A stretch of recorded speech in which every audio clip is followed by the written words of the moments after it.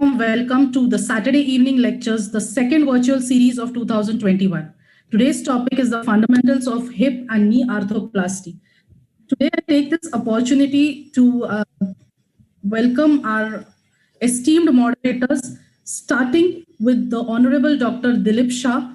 Dr. Shah is a consultant orthopedic surgeon for the last 39 years, MS Ortho from University of Bombay 1980, KEM Hospital State GS Medical College, D Ortho in 1980 from Bombay College of Physicians and Surgeons, winner of the highest fellowship of CCOT Italy in 1985, instructor for the AO course since 1985, awardee of AO International Fellowship Germany 1995, winner of the National Fellowship BOS in 1989, recognized professor in the University of Bombay, examiner for postgraduate MS exam, recognized inspector for recognition of hospital for postgraduate teaching, editor-in-chief of International Journal AAOS, and on editorial board of prestigious Journal of Orthopedics and Scientific Research. Dr. Shah is the main coordinator for more than 48 cities in India and moderator for the Saturday evening lecture with AAOS Rosemont, Chicago since the first ever till today, which is the 17th session. Maximum number of webinars and virtual orthopedic conferences conducted on various topics of orthopedics for around 5,000 plus participants. Honorary orthopedic surgeon, Nanavati Hospital, Sheffi Hospital, ST Elizabeth Hospital, Kumbala Hill Hospital, ex-Nair, HNH Hospital panelist on ONGC, has many publications and papers at national and international level and has been an active sportsperson and musician. We welcome Dr. Shah to the program. Thank you so much. I take this opportunity now to welcome Honorable Dr. Gurinder Bedi.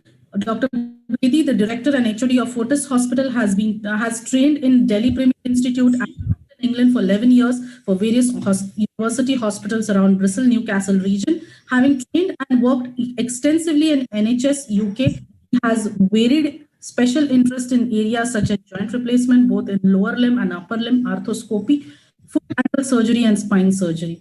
Has done advanced fellowship in knee replacement, hip reconstruction, and also foot, ankle, and deformity correction. Regularly invited for the lectures in DOA, IOCON, and ISCA, and other national meetings. Dr. Bedi is an AO trauma trainer and reviewer for the Indian Journal of Orthopedics, Journal of Clinical Orthopedics Trauma. We welcome Dr. Bedi for the program.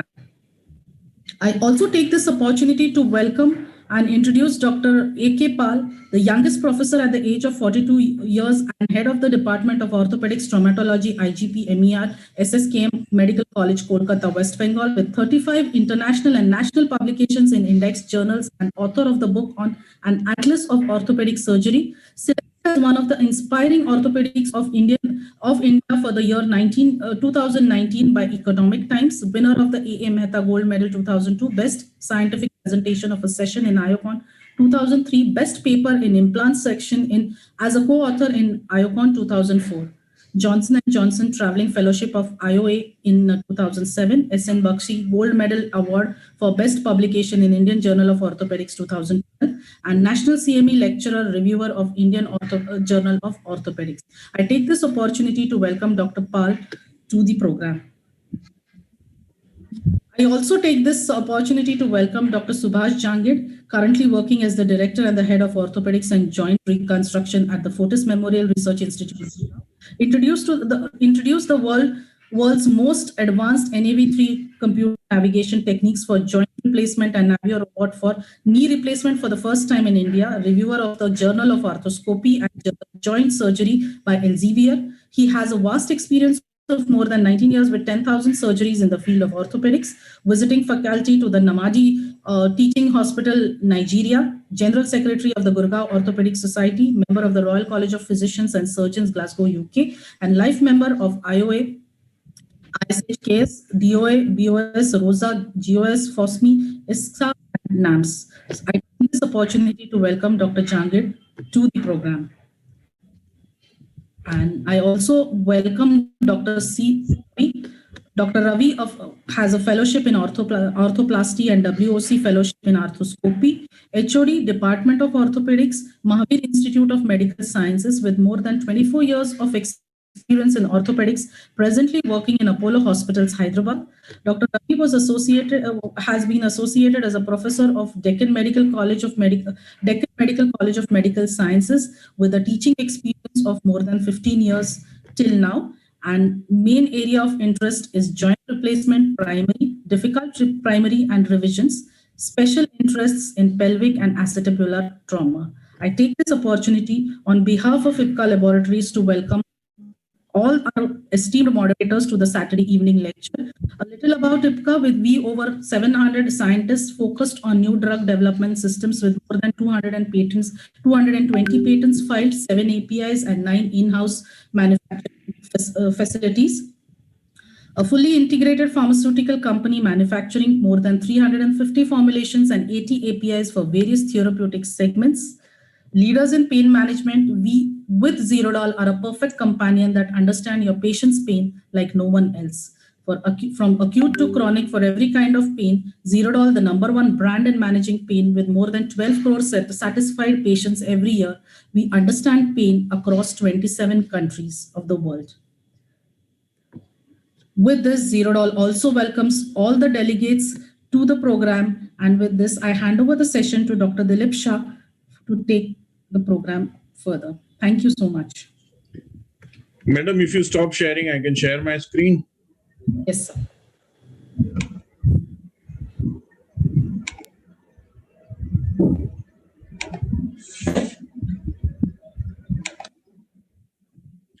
A wonderful evening for all Indian people, and good morning to our US counterpart.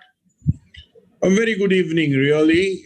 From Mumbai, I extend my warm welcome to all of you for the second webinar of the AAOS Saturday evening lecture virtual series of 2021 on fundamentals of hip and knee arthroplasty, organized by none other than IPCA Laboratories.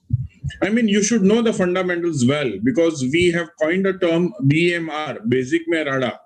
If you do not have your fundas very clear, then you can goof up.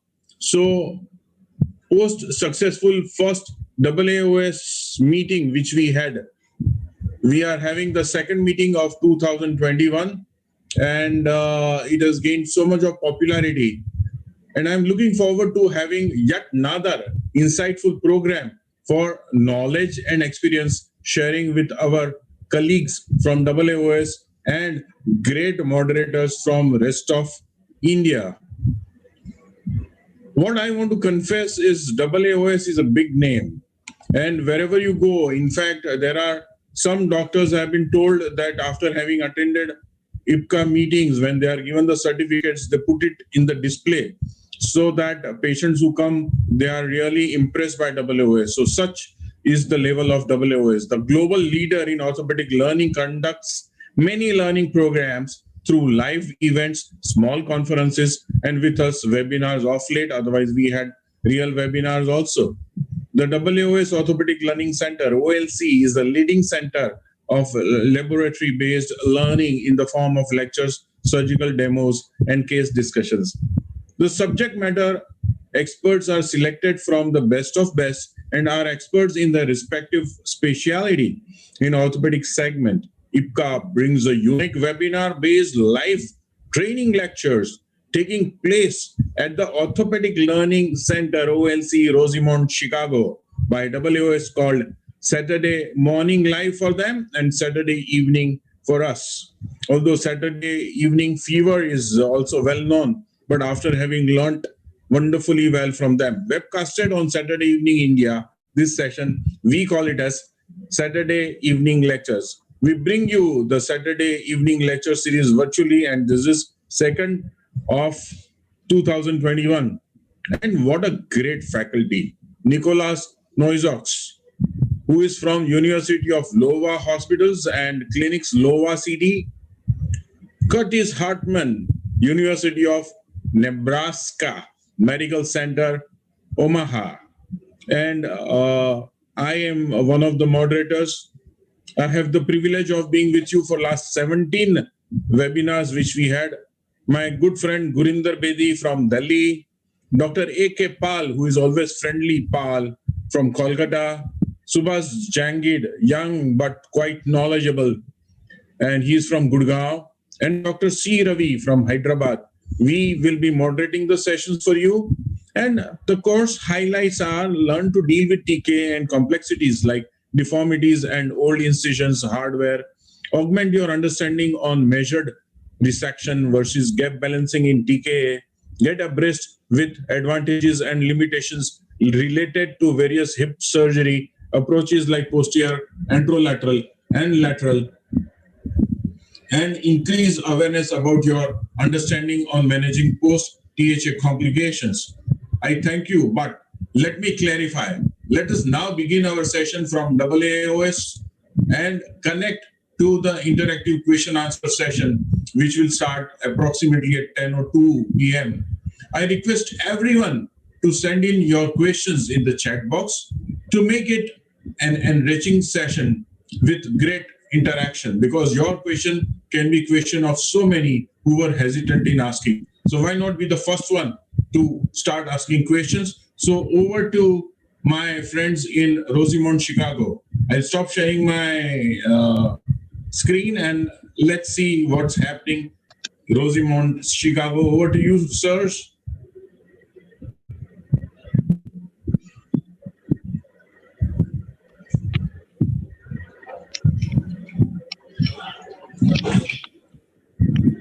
It's a great opportunity to connect and welcome you all to the second virtual AAOS Saturday evening lecture of 2021.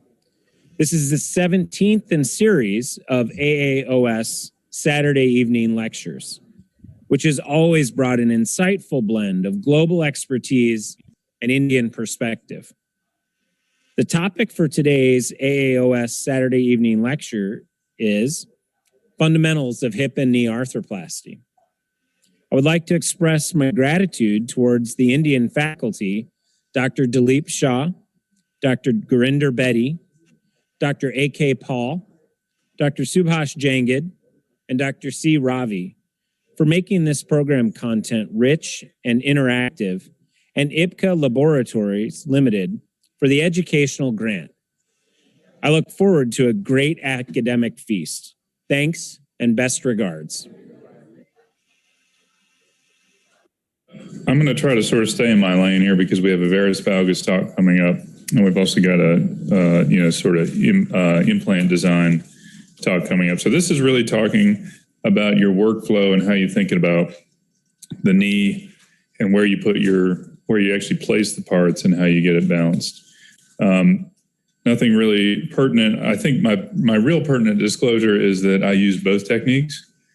I was originally a 100% gap balancer guy, and that's kind of still how I think about this. But I've started doing more and more measure resection in certain instances, and I'll talk about why that is. So I really don't think one is necessarily better than the other, but I think they are different. So the goals are kind of the same whether you're proceeding with gap balancing and measure resection. And I'll define what I mean by those as we get into the talk. But you still want to have a fairly straight leg. There's some sort of controversy about the details of how straight the leg needs to be in the coronal plane. It's come up with kinematic alignment and things like that over the past few years. And I don't think every leg has to be perfectly straight, but this one was. So it's got a picture in there. And obviously you want to have the parts go in right and the knee work correctly. And for that to happen, you really need these balance gaps. And what that means is that, your 10 millimeter poly and extension is nice and stable to both varus and valgus, and that same 10 millimeter poly is nicely balanced in flexion as well. The principles, again, it sort of depends how you're approaching this, but you're basically removing the bone thickness that you're going to be replacing with metal. Now, we all know we're cutting the distal femur at a little bit different angle than it is native, and the same on the tibia, so it's more of an average than anything else. But it's sort of, cut what you're about to replace. And if you look at the picture on the left, this is sort of a standard varus knee, and it has a sloped tibial joint line, 3-ish degrees. And then I've drawn in the dotted line, what would a perpendicular cut look like. And sort of the same on the distal femur. If you cut your distal femur in 5 or 6 degrees of valgus, like most of us do, you'll end up cutting more off the medial side and off the lateral side in most cases. And then you put the parts in, and so you've kind of changed the joint line from sloped to flatter to the floor, and you've corrected, you've gone 3 degrees more valgus on the tibia and 3 degrees more varus on the femur, and that works to balance. In the sagittal plane, there's also some fudging that we do. We put components in that have equal radius of curvature on the medial and lateral condyles. There are some exceptions to that, but most of them, the posterior condyles are symmetrical, which is, again, not what the normal knee is. And so we have to compensate for that with our tibial cut and with how we place the femur. And that's how we get the balance gap. So how do you set your femoral component rotation? And that's kind of the main thing of this gap balancing talk. It's the rotation of the femoral component. It's also how far anterior or posterior you place, really where you place your cutting block, which determines where your component's going to go.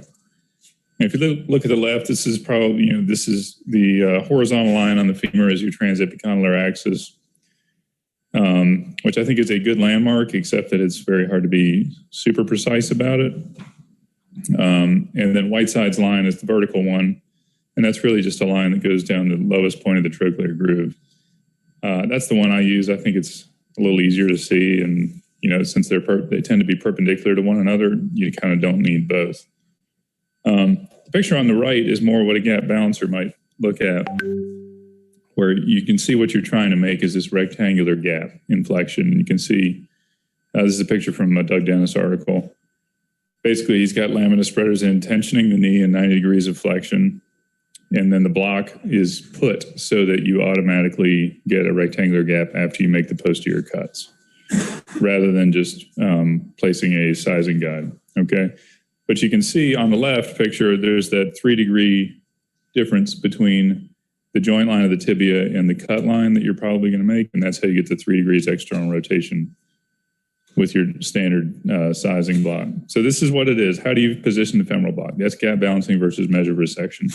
So gap balancing, the femoral component rotation is based off your tibial cut, kind of like the partial knees that we just did were. And the same for the AP position of the block. You have to tension your ligaments. That gives you the femoral rotation. I got some pictures of that coming up.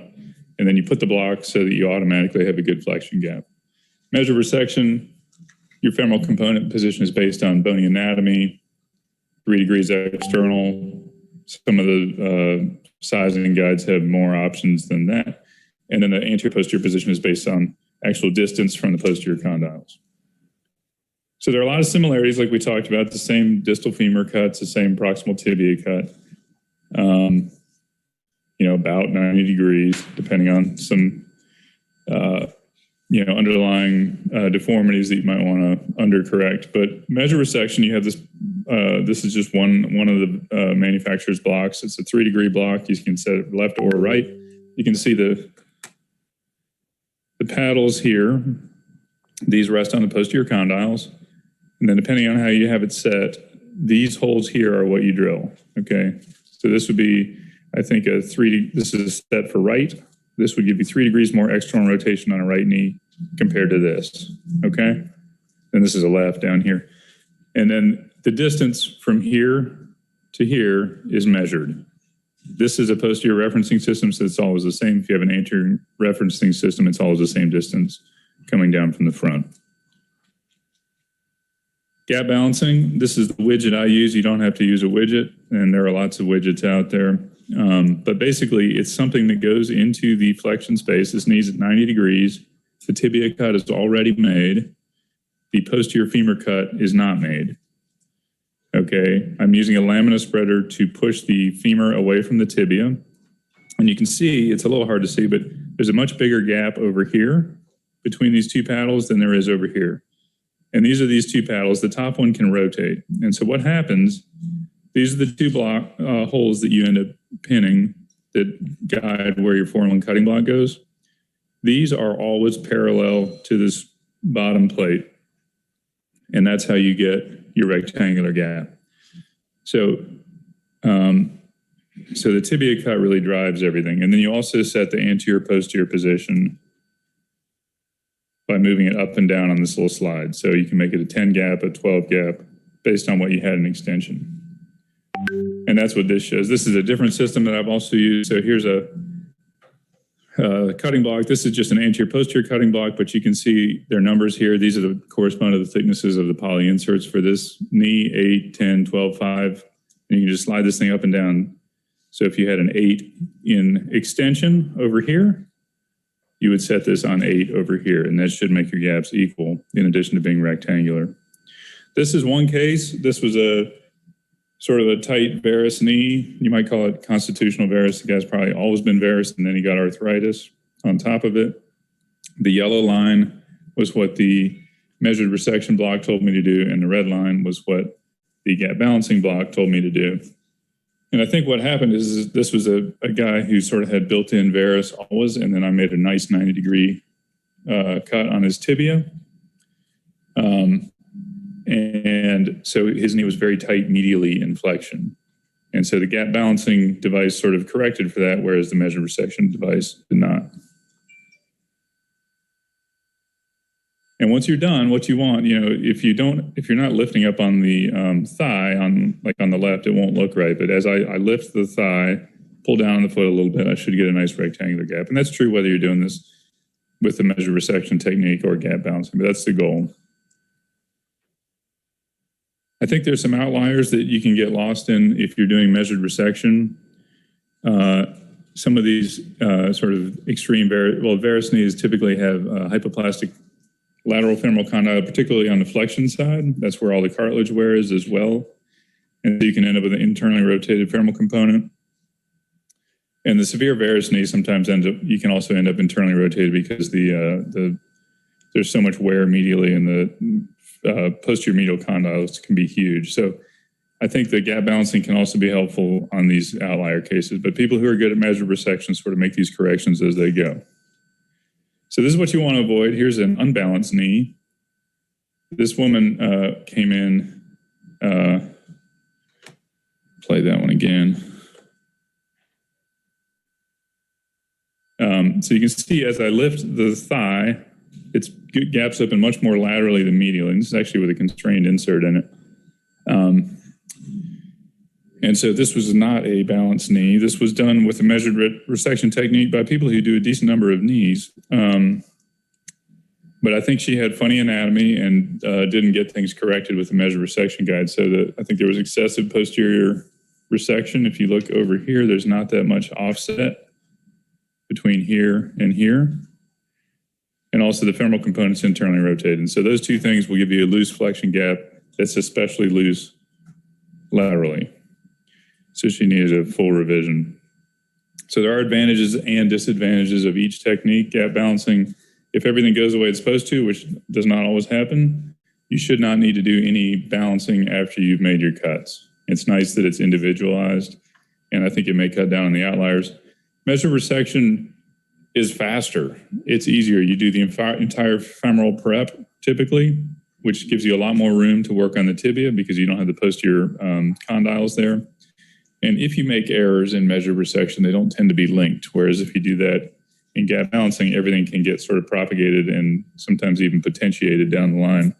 So gap balancing, if your tibia cut is off, the rest of the knee is going to be off. And so it puts a lot of pressure on getting the tibia cut right. If you cut the knee in if you cut the tibia in a bunch of varus, you will end up internally rotating your femoral component.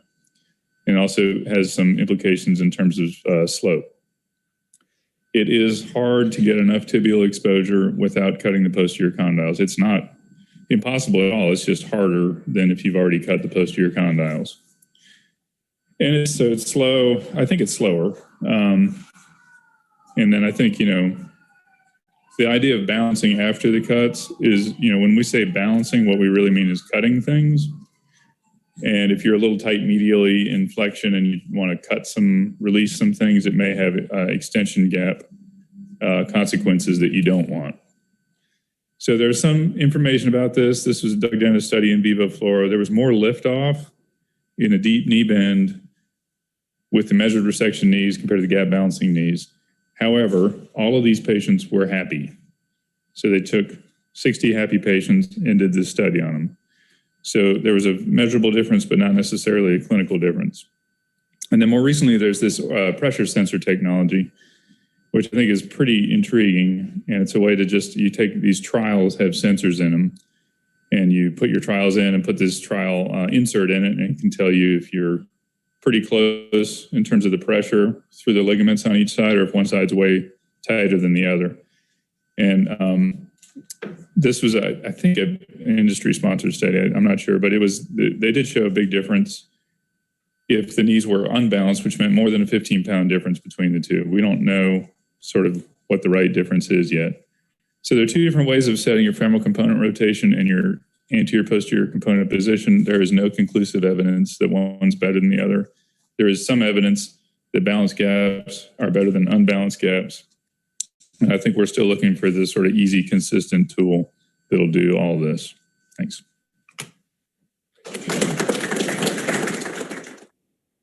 Thanks, guys. We've fallen a little behind schedule. Let's see if I can catch up. This is the talk where we get to thank our sports and trauma colleagues for the stuff they've done to them before they get to us.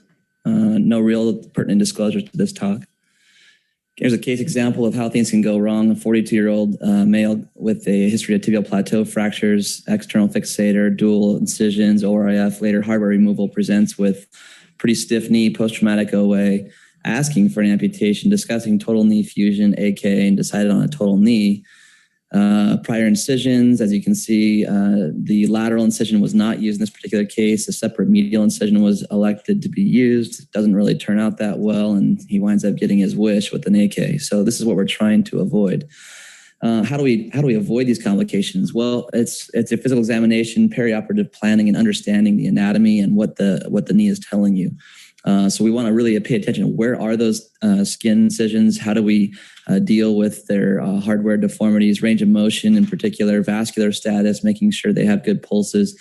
Lymphedema and venous stasis is a red flag and a comorbidity that I don't think is very well documented in our medical records as well as our risk stratification, but I would tell you that they have a very significantly elevated risk of 3 to 5 times increased complications when they have lymphedema issues. When you're dealing with incisions, what are the tenets or principles? None of these have really changed in the last few years. I mean, this really goes back to what we've always kind of been taught from our residency experience. Want to try to use long midline extensile incisions, incorporating vertical scars when we can, using perpendicular intersections at transverse scars, avoiding close railroad tracks or parallel incisions, and avoiding creating large flaps to put this in a graphical format. Midline incisions, the least disruptive to the blood supply. Utilize the prior incision, even if it's a little bit shifted to one side or another, if you can. That way you avoid making those parallel railroad track incisions. And even if it's a little bit on the lateral side, you can still come back to that medial parapatellar approach and not be forced to do a lateral parapatellar, which you can do a total knee through. I would just tell you it's not all that fun. Short longitudinal incisions typically can be ignored given the fact that the blood supply and anastomosis can be relatively adequate around that. We don't tend to have to worry too much about a short incision. If you have a transverse incision, try to cross it at a right angle where possible. If you have parallel incisions, try to use the most lateral of those. The blood supply comes from the medial side, so medial-based flaps are not well tolerated. Lateral-based flaps where you're taking it and trying to keep the skin intact to the lateral side are not well tolerated. When you have an intersecting incision, you can use some of it, and if you don't want to continue to follow it, you need to try to maximize the angle of intersection to greater than 60 degrees as much as possible, trying to maintain a large intersecting angle as opposed to a narrow intersecting angle. That area between those two incisions at the risk for skin necrosis. What is the minimum skid bridge? Well, it's been reported anywhere as low as 2.5 and as high as 8. The general rule of thumb that's typically followed is 7 centimeter skin bridge is the required maximum. But again, if you have an option that you need to make a decision on, choose the most lateral incision to follow as opposed to the medial. So with all of those rules, you know exactly how to take care of this knee. This was sent to me from Bozeman, Montana. The guy's got transverse incisions, a medial quadriceps that's scarred. He's got a skin graft over the top of the anterior knee, and I had no idea where to do it. So I just followed that medial railroad track, and it seemed to work out okay. But other options that you can deal with when they're scarred down like this include things like tissue expanders. I'm not going to really talk too much about those options, though. This is a little bit of a confusing slide when you're looking at the anatomy, but the big concern here is where does the blood supply live? There's a transverse network of blood that comes in that subcutaneous fat layer. That's the area that seems easiest to take your knife or bovie right through when you're trying to elevate these flaps. The concept here is the perforators come from deep. So if I could point to that, they come from deep, they go through the fascia, and then there's this transverse network of blood supply in that fat layer. Try to avoid elevating your flaps in that fat layer. Go deep to the fascia and bring that up so that these perforators that come from the next level across can come up to that transverse network and still maintain the blood supply to the superficial perforators. So do a subfascial flap, not at the skin fat, the fat layer. Prior hardware. So that's the next step. So we've gotten through the incision talk now with the hardware issues. First thing is first, I assume that anything that was sent to me by someone else or myself that had a plate or hardware or was opened in the past is infected until proven otherwise. I get labs on any post-traumatic knee. If the labs don't tell you the whole story, then I try to get an aspiration. And if that doesn't tell you the whole story, then I would do a staged hardware removal and a biopsy of the bone to verify. I'll come back to that case in just a minute. Assuming that you've excluded infection, the options at this point are to leave hardware. If it's in the way, you can navigate, use patient-specific instrumentation. I prefer the use of an accelerometer-based navigation system that I think we'll see in the lab here in just a little bit. I do consult with that company, but not on that particular device and have no conflicts related to that device. I just find it to be a simpler format. I think a robot could also be used in these particular cases, and I would make that an analogous intervention to the use of navigation. Or you can remove it, and you can remove it in total or partially. And in a case like this, I would remove just what I needed to remove to get it out of the way of either rubbing on the IT band or being in the way of making an impingement to my implant. And so I'll do that often with the use of a Midas Rex, and then again using the navigation so that I don't have to deal with the intramedullary fixation or screws that might be broken or the inability to get intramedullary guidance. So that's what I typically use. I think you could also go old school and extramedullary navigation of the femur if you so chose, but with all the tools that we have today, I find it to be very simple, very accurate, very precise, and very reproducible with the use of the navigation devices. Prior hardware on the tibia. So it depends on what it is and where it is. Are the incisions usable to perform your total knee through, or do you need to completely separate and extensile incision? Do you need to take the whole thing out, or can you just remove part of it? Is there an infection concern? So staging it, in my hands, I do that if I have a concern for infection, or if it requires a complete removal of the hardware with a large dissection requiring soft tissue stripping and or incisions that compete with the incision that I need to use for my total knee arthroplasty. If either of those are issues, then I'll do this in a staged approach, take the hardware out, allow it to heal, and verify that we don't get skin necrosis. You can do a sham incision if you so choose to verify that the skin's going to be intact. But I'll try to typically remove just the hardware that I need to, leave the rest of it, and do it through a percutaneous or through the same incision when at all possible. So here's a case that was sent to me, another part of Montana. This lady had a bicondylar tibial plateau. It was performed through a single midline incision. So here we have an incision that I could use to do a total knee through, but unfortunately a midline incision with bicondylar plateaus has not shown favorable results in the trauma literature. She goes on to have non-union and infection. My trauma partner, I wound up sending this back to say, hey, I don't think this is united after getting a CT scan. He agreed and took this for a staged approach, placed antibiotic beads, wound up having to try to get it to heal with an Elizarov external fixator and additional beads. They did a limited fixation because the tibial tubercle continued to be non-united. We wound up doing another biopsy at the removal of hardware, and then ultimately in reimplantation, again with the tibial tubercle still being a concern, I added a metaphyseal cone for improved fixation inside of this relative trash proximal tibia for improved hybrid fixation. So here's my summary. The algorithm is keep femoral hardware usually, use navigation or some other technology to help you navigate the distal femur. I tend not to use it on the tibial side. Limited removal of hardware when needed. Don't forget that you might have to do a total hip when you're capping the end of a retrograde nail or something. So this is an example of a case that was sent to me that I recognized before doing the knee.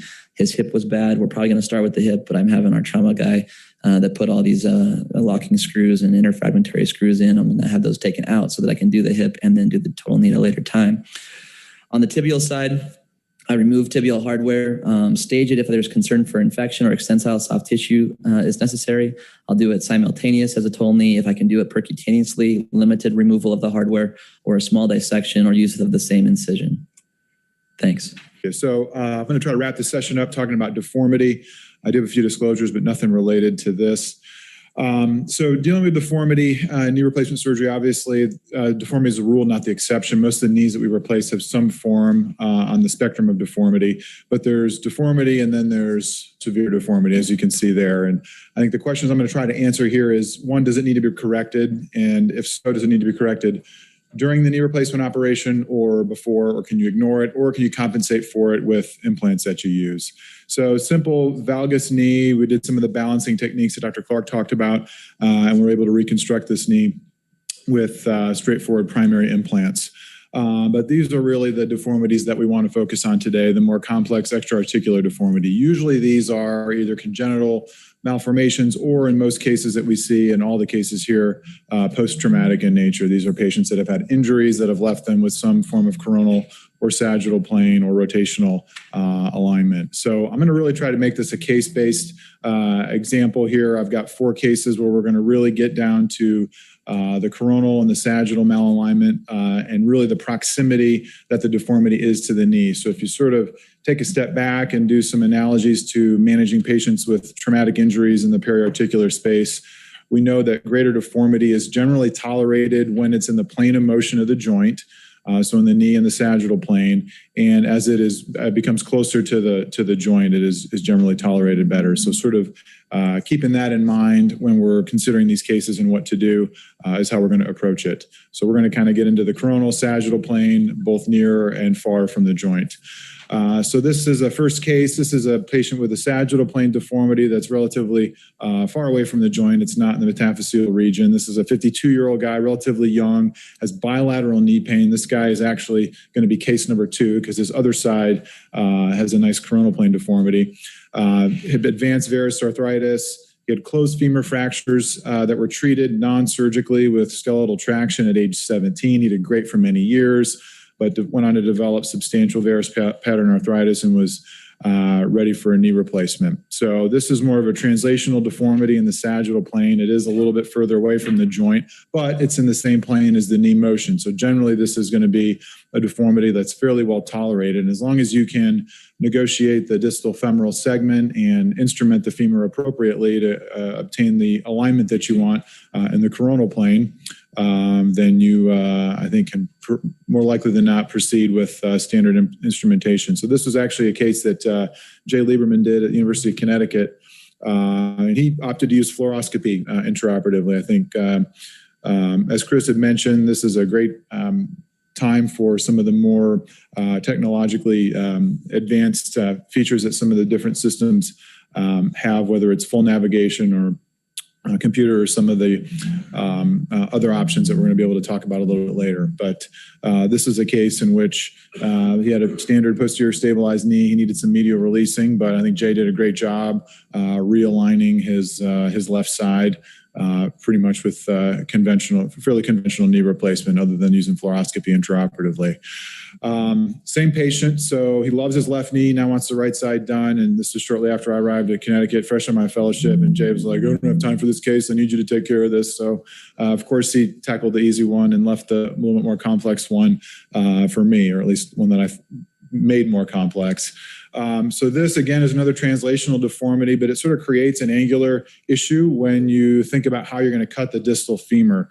So these are sort of some planning x-rays that I've done and blown up here. But if you try to recreate a relatively neutral mechanical axis in this knee with the knee replacement components, these are the cuts that you're going to end up making, which, as you can see, for a guy who's already in varus, there's no way you're going to be able to chase that lateral gap and use primary implants. So either you're going to need to use some more constraint and rely on the implants, or when you're going to need to think about correcting the deformity. And in a 52-year-old guy, I said, listen, I really don't want to put a hinge in him if possible.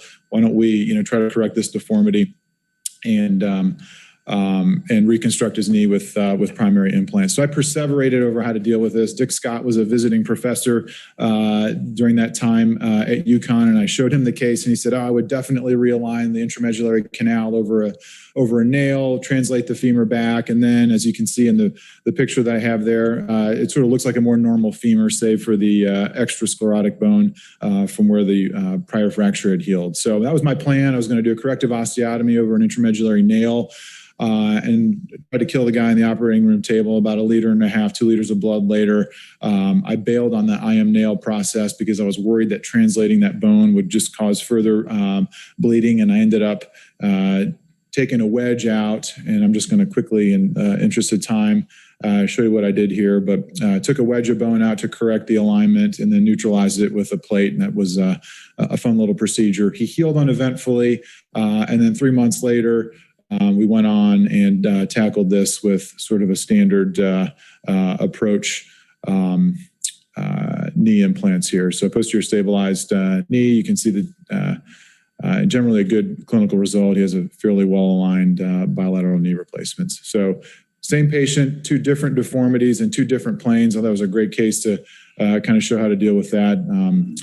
Thinking back, I don't know if I would have done it much differently. Again, I like the idea of realigning the intramedullary canal, but in this case, it just did not work, and we changed gears intraoperatively and had that as a backup plan as well. So I was prepared for the angles that would need to be cut. So what about technology in cases like this? I think this is a great option to use a custom cutting block if you know how you want to align your implants. Fluoroscopy can be helpful, and some of the other navigation tools that I think we're going to get into a little bit later. But it just highlights the importance that preoperative templating and planning are incredibly important in these cases.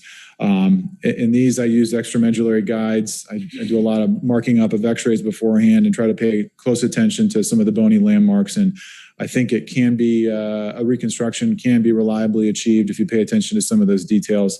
And that's what I opted for in that case and some of these others. So here's a third one. We thought that one was fun. This was another interesting post-traumatic case. This guy had prior 3B open tibia fracture several years back, multiple operations. He had a free flaps, split thickness skin grafts.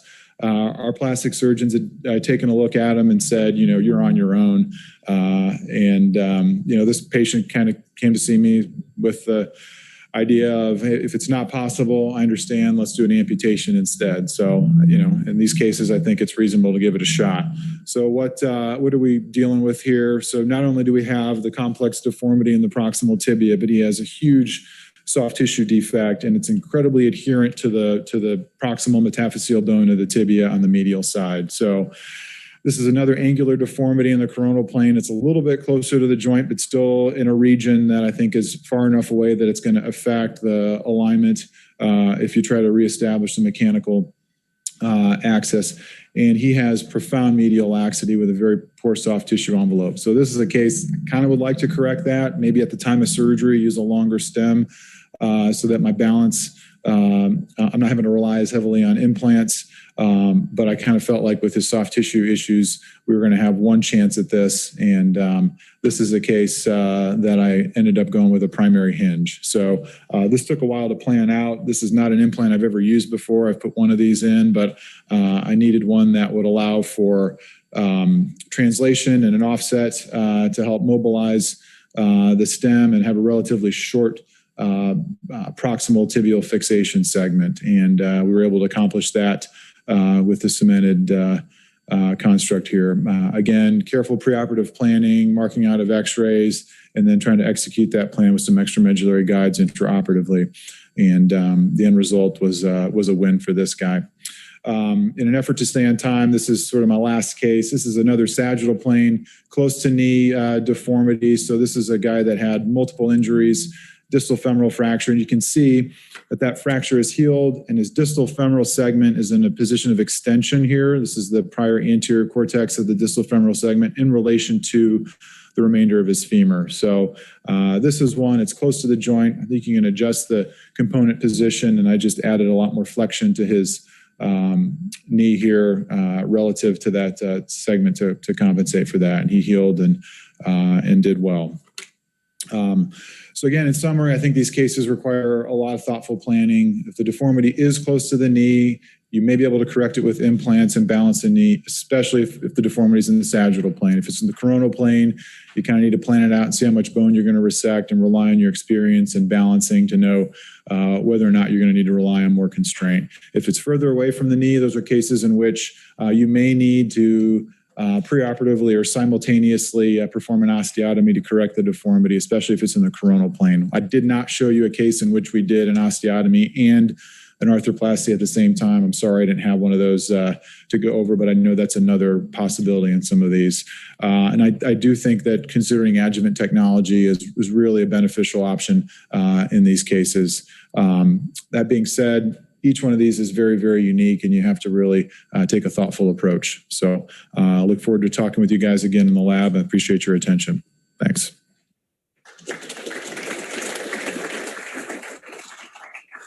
I'm going to be talking now about extensile approaches to the revision knee, because you got to get in and you got to do it safely.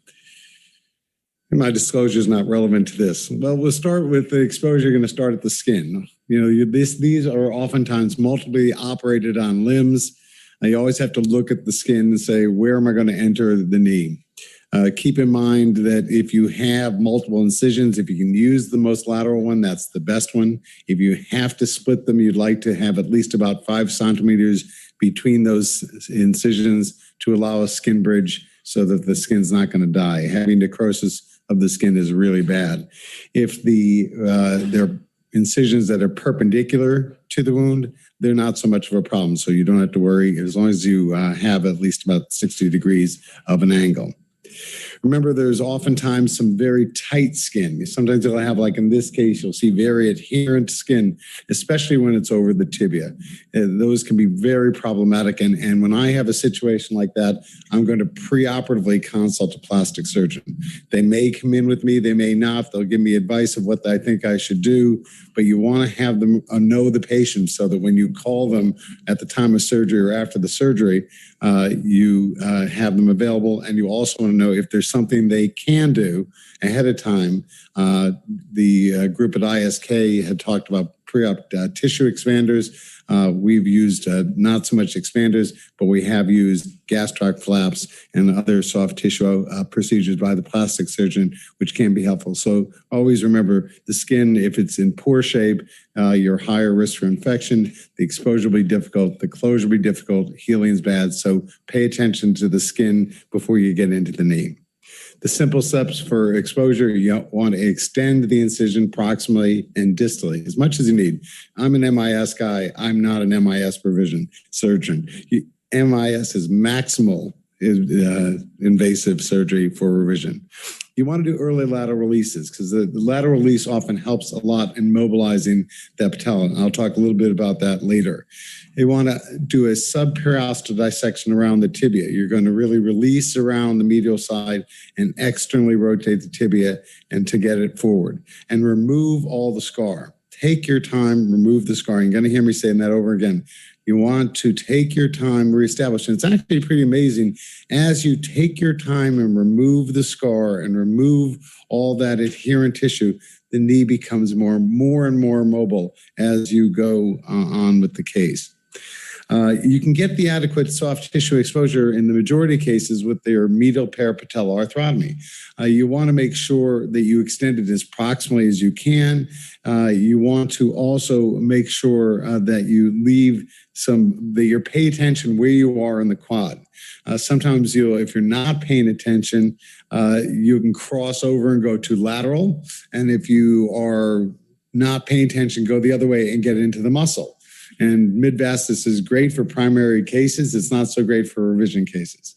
So you want to watch that tendon, leave enough to repair, go as proximal as you can with that medial parapatellar arthrotomy. So if you're, as you heard from Rand, I think this is obvious, but sometimes people don't think about doing it. Just get the poly out and know what kind of poly. This goes back to what Rand was talking about pre-op planning.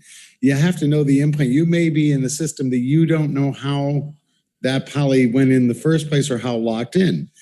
The pre-op plan is going to tell you if it's a biomet knee and you had a locking pin in, you got to remember it's a pin. If it was an old insole bursting knee and it slid in and out the side, you got to know that beforehand.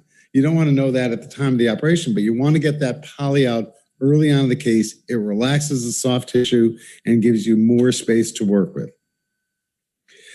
You want to release the patella tendon. This is something that people don't actually think about. The patella tendon is very scarred down, proximal to the tubercle. I'm not saying release the tubercle, but the proximal to the tubercle and anteriorly in front of your tibial base plate, down to the tubercle, it is very scarred in. And so you want to carry that dissection not just medially, you want to go laterally at the proximal part of the tibia. And you want to extend that as far as you can go down to the tubercle, not into the tubercle, but down to the tubercle and as far laterally as you can go. And this is another thing that I think is really important. You don't need to invert the patella in a revision knee. It really just doesn't need to be everted. If you try to avert it, certainly early in the case, if you try to avert it, you're going to make your life miserable. And also, when you evert the patella, you're pulling on the patella and the tubercle in a very abnormal way. We looked at this in a study looking at matched pair cadavers, and it's much easier to pull off the tubercle if it's everted than not everted, because it's pulling in a way the body never meant to resist the forces of an everted patella. So if everything's lax enough, you can do it. But I never everted in the revision knee, and you really don't need to. And you can if you want, and I often do put a pin in the tibio-tubercle. I'm not sure it helps a lot, but it makes me feel better, and it makes me aware that I always want to watch that tibio-tubercle.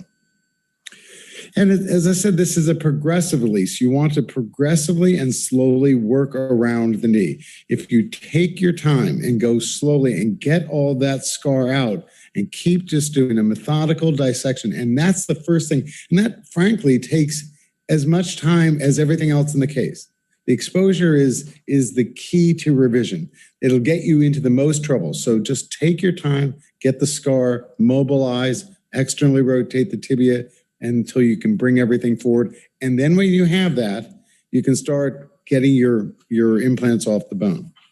The lateral release is really, I think, important in most of these tight knees. You want to remove all that scar in the lateral gutter along with it. And you have to be careful because they may have had lateral release before. The tissue may be abnormal in that area. So be careful about how you do it. But you want to get the capsular scar and release the retinaculum. But despite these steps, exposure can sometimes be difficult. So if you've tried all that thing, you said, geez, Haas said I should be able to see it, and I still can't see anything. And that happens. But you always want to avoid injury to the tibio-tubercle. I remember I was with John Insel I was a fellow and resident. I would say to John, I'd say, what happens if I pull off the tibio-tubercle? What do I do?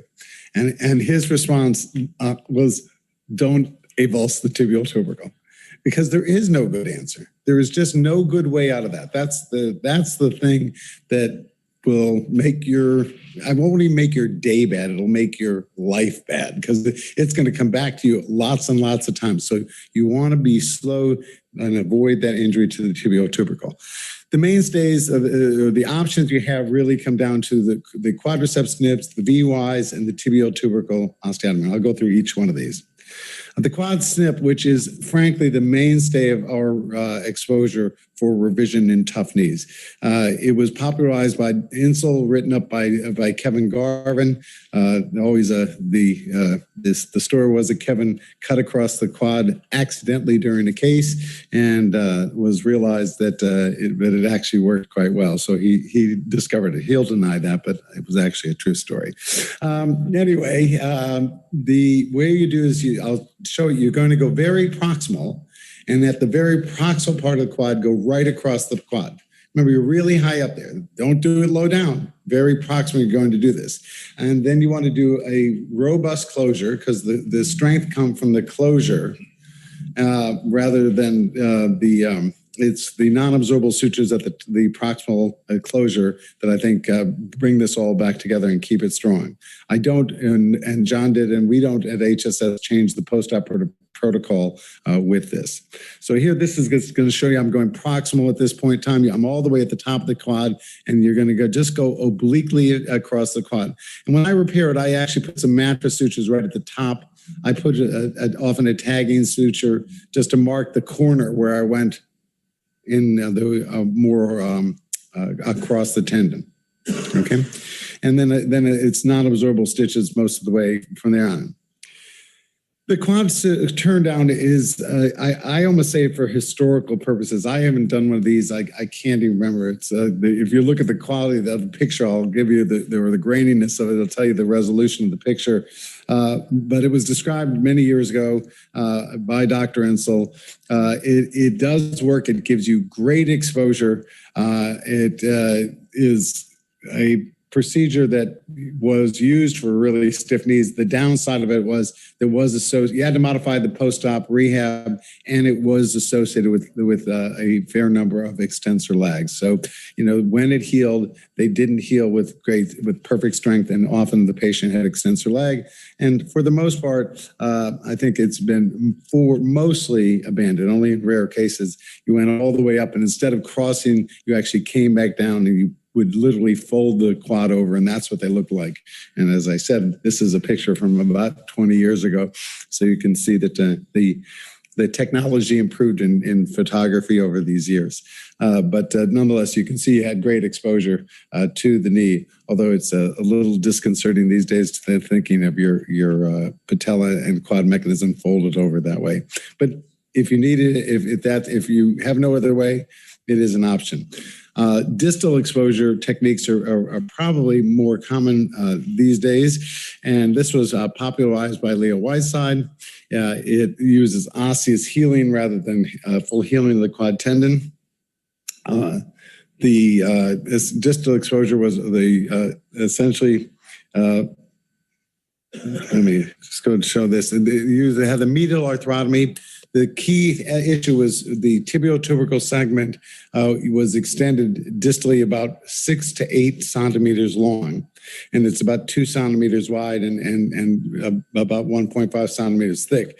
So you want to have a good long bridge of bone because there can be fractures of the fragment, and you want good surface area for healing.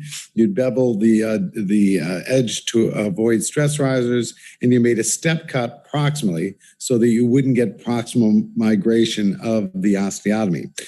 Usually repaired with wires, and I always would have a stem that bypasses it, because one of the risk factors with this is a fracture of the tibia. It's not a common technique. We use it, I think, I would argue, at least at HSS, we use it rarely. Leo Whiteside and some centers use it a lot.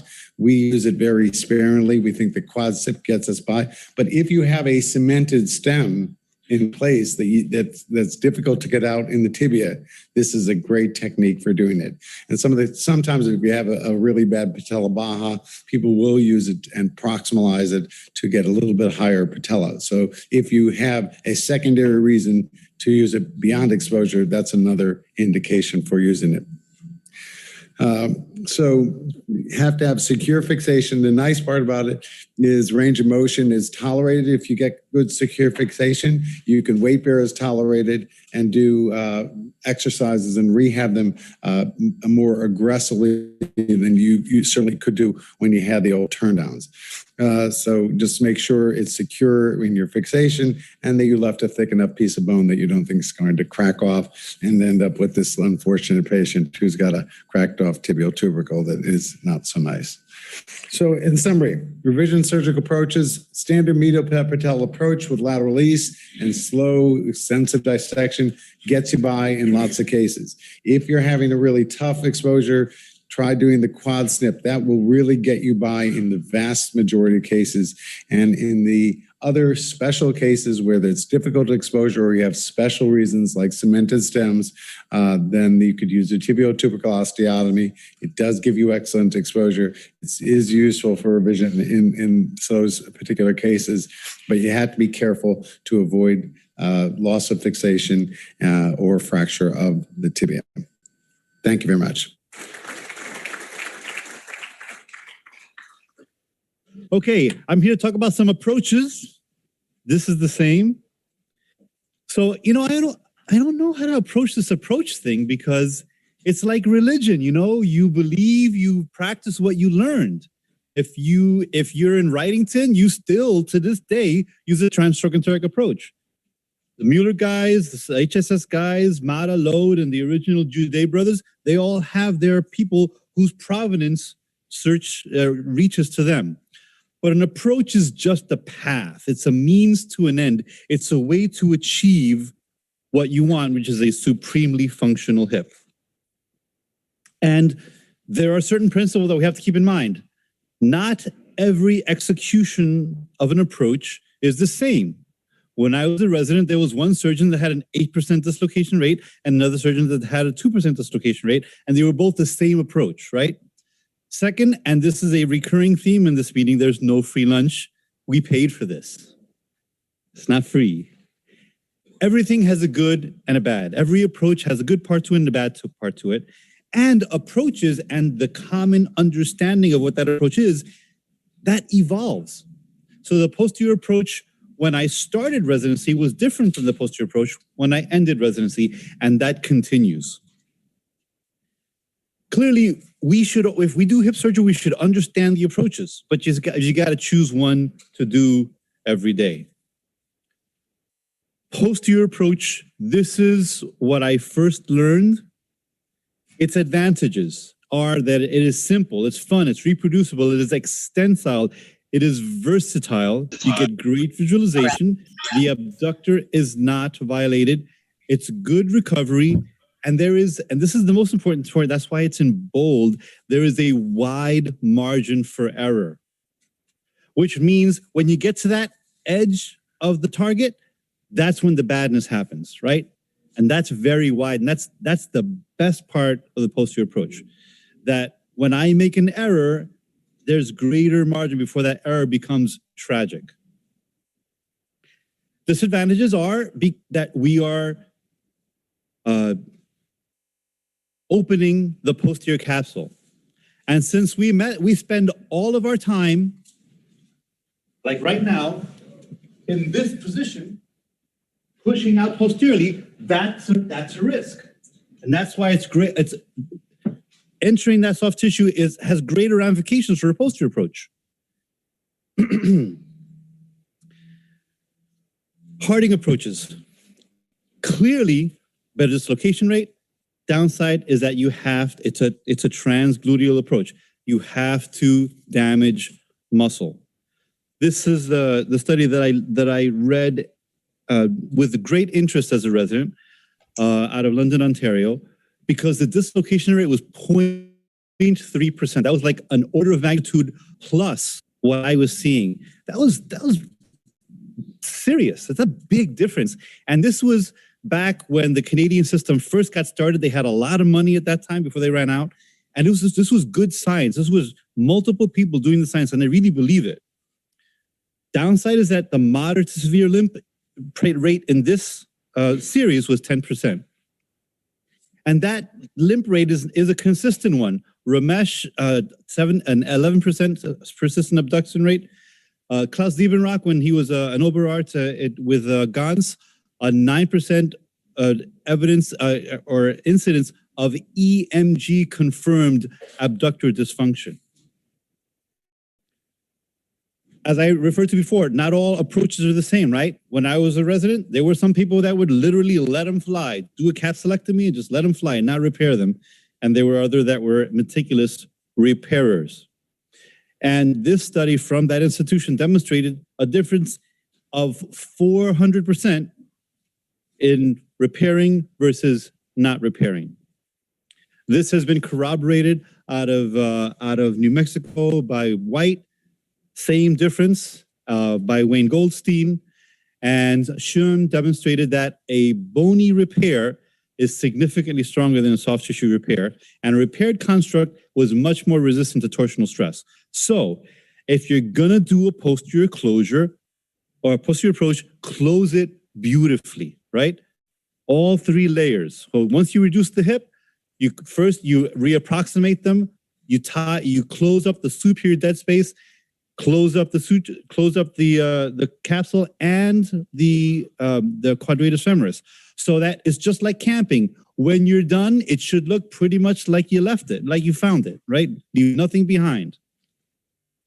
And I can tell you, having been Chit Ranawat's partner and revised the cases that he wasn't around to revise because he was traveling so much, when you go in and the surgery is done nicely, the anatomy is beautiful. It's so lovely to revise a hip that was done well, as opposed to a hip that was not done well, where the medius, the maximus are all matted down.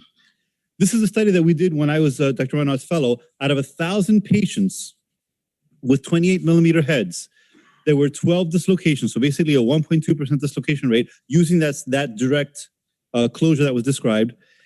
And in 8 out of the 12, there was incomplete leg length correction. That is, they were equal or short. That was the big take home to me that I take with me today.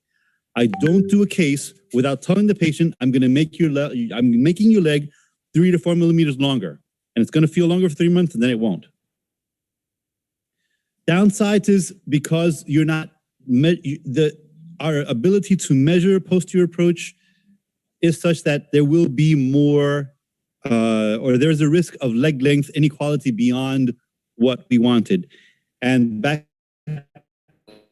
when I was doing posterior approach routine, once every 2 or 3 years, the resident would call me, hey, look, we have a problem. I'd go, and it was much longer than I wanted. And I just take them back right then and there and put one size head in. These are the errors that are part of the reality of what we do. The other thing is the dislocation precautions do create anxiety. There are some people that don't think dislocation precautions are a necessary thing, or they use a different concept of pose avoidance. Certain poses you shouldn't do. And it definitely affects recovery. The anterior approaches, the direct anterior and the modified Watson joints, have the potential to cut less muscle. There's the ability to get intraoperative radiographic confirmation of leg length and implant fit. If you're off table, you can actually measure the leg length yourself, but they are a technical challenge. And so that target is much smaller before you get into the range of badness. And this is why this is probably not good for everybody. And this is what I really believe. Of all the comparative studies, probably Mike Thompson's study is the best because they took 100 patients who came to various surgeons, and then they didn't necessarily have surgery by the surgeons that they went to. They were randomized to anterior versus posterior. And they found in every single short-term measure that they assessed, there was a significant improvement for the direct anterior approach up to 2 weeks, so that's when they stopped measuring. And by 6 weeks, most studies, including our study, showed there was no difference. So short-term recovery benefit after 6 weeks, absolutely no difference in recovery rate. Personally, I have greater precision in socket placement because I can take an X-ray intra-op and know what I'm doing. And this is the difference in my spread posterior versus anterior approach. However, I have another study that I'm not quoting that if you use the robot, you can get this without an X-ray. For me, it's fewer precautions. We're releasing a little bit less. And with this provocative testing, this is my PA doing it, and then I'll do it myself as well, just to get my own personal tactile understanding. I haven't had a dislocation since 2009. I've had other issues because there's no free lunch. So what are those downsides? Wound issues. If you have a big dude or a big woman and you have a pannus, the quality of that tissue is not good. It has much greater likelihood of having problems. And this is specifically BMI related. And you can see as you go up from 35 to 45 to 50, there's a marked increase in that. And so if there's any question on that soft tissue, I will say we're going posteriorly because the quality of the skin in the back is better because it's constantly being abraded, as all of ours are when we're sitting down right now. And if there's any redness in the fold in front, similarly, we're not going to do that case. This device that you see on there is something that we use when we do go through the front, and that we have found it significantly improve the results of wound healing when it is used. And I'll use that anterior versus posterior after a certain BMI. The other issue is early prosthetic fractures. And I've mentioned it already. Ours is 1.4% through the anterior approach. And this is early, this is within 3 months of the surgery. And so in these high-risk people, as I described before, I will cement, and it has eliminated that level of worry in these populations. And since I've done that, in this population, I haven't had a fracture.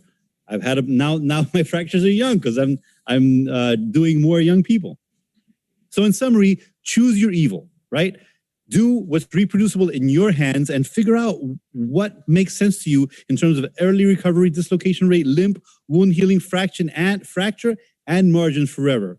And I can tell you, if I had to choose an approach and not a surgeon for myself, I would say posterior approach because it's more versatile. And if I can't choose a surgeon, I would want to choose something that anybody can do well.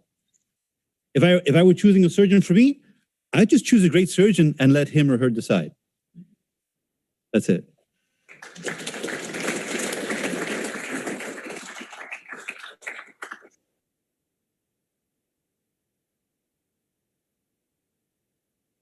Tell us. You do this anterior approach without a special HANA table, regular table. Do you set the patient up on that table in a particular position where, you know, if it were to flex it, or is there any special setup?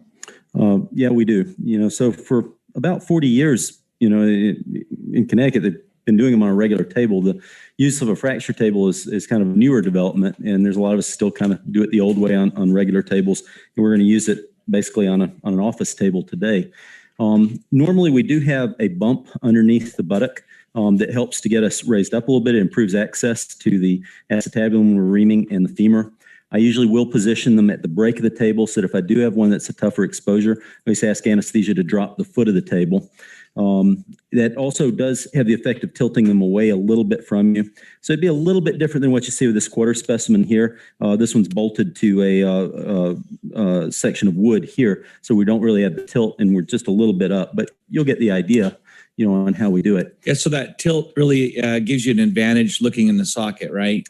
Well, you know, if you ever drape one out and you forget to put a sandbag or a bump under there, you'll get into the case and you'll say, oh, I remember now why I do that. It does facilitate things. You're constantly bending your head down and looking exactly in, right? That's exactly right. The other thing that I would mention too is we typically will put a well leg holder on the other side so that we can adduct the contralateral leg. And what that does is when we're doing our femoral preparation, we can adduct across and abduct the other leg. And that way we have a little more space. So that helps too. But other than that, that's so the rasp misses the pannus, right? Right. Yeah, right. All right. Okay. Well, I think we're set here. Let's see. And if you guys can look maybe over my shoulder, we'll see if you can see kind of where we are. Just to point out some landmarks for orientation. So this is the edge of the ASIS up here that we've kind of drawn, marked off. We can palpate the greater trochanter here. There are a lot of different variations on the skin incision. Going to the different courses over the years, I've seen people do vertical. There's people that do this one, which I'm going to use today. The original one that Chris had taught us for years and years was curved. And now lately my partner has been doing some with a bikini line in the crease, although that's difficult to extend. That's just for very young people. The skin incision itself doesn't make a huge difference because the next incision down in the tensor fascia is going to be the same on all of these. But you just want to make sure you know where your landmarks are. I prefer going in a straight line over the neck for a couple of reasons. One is I find it to be easier to close than a curved one. And also, if you need to extend it for a revision or if you run into trouble, this comes up and curves along the crest, just like a standard Smith-Peak. And then down here, this can come laterally and go all the way down to the knee. And later when we're doing the revision one, we'll do that. We'll pretend that we break femurs, and we might even do it on this one if we have time. We'll show what you do. You can just extend it down. But that way, anything we do in orthopedics, you always want to know how do you get out of trouble if it happens. Okay, so with that, we'll start with incision. Let me get a couple of retractors here for you guys. Corey is helping us here today. So Ted, in the back of your mind, you're thinking the lateral femoral cutaneous nerve, the vulnerable nerve to this approach. Can you just kind of identify where you think that nerve lives and how you tend to avoid it? Absolutely. Let's see. And if I can, while we're talking, can I trouble you guys for a new blade? This was left over from the last one, a little dull. So the lateral femoral cutaneous nerve definitely is in this area. And even without a true injuries are not common. But just having numbness, that's very common. And what I do is in the pre-op area, just like with my knee patients, I tell them, I say, you're going to have numbness most likely on the lateral side of your knee incision. I tell them, you'll probably have a patch of numbness over here for a while. And at 1 year, there's still some people that will come in and say it's numb. And usually the way that conversation goes, I'll say, does it bother you? And they say, no.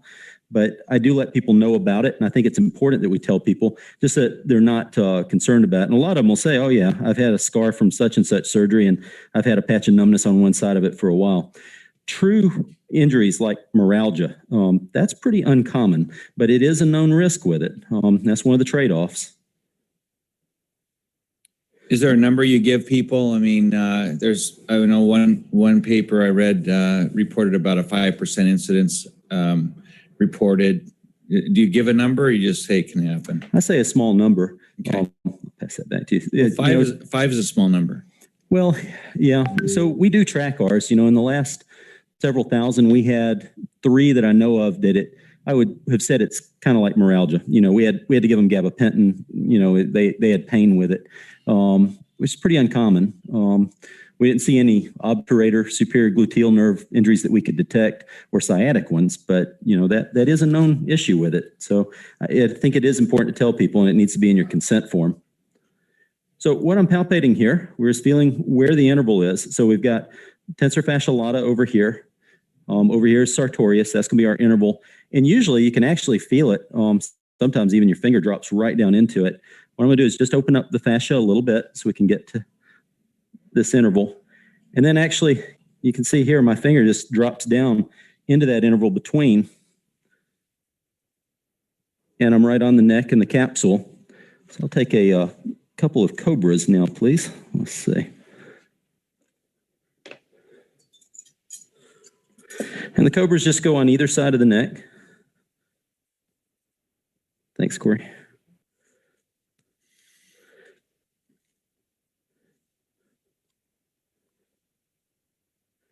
Okay, I don't know if you guys can see. Yeah, you got a good view there. So as we look down in, I can feel the neck. I can feel the base where the trochanteric ridge is, and I know that I'm where I need to be. As a way of checking the circumflex vessels, let me grab a retractor here, and we'll.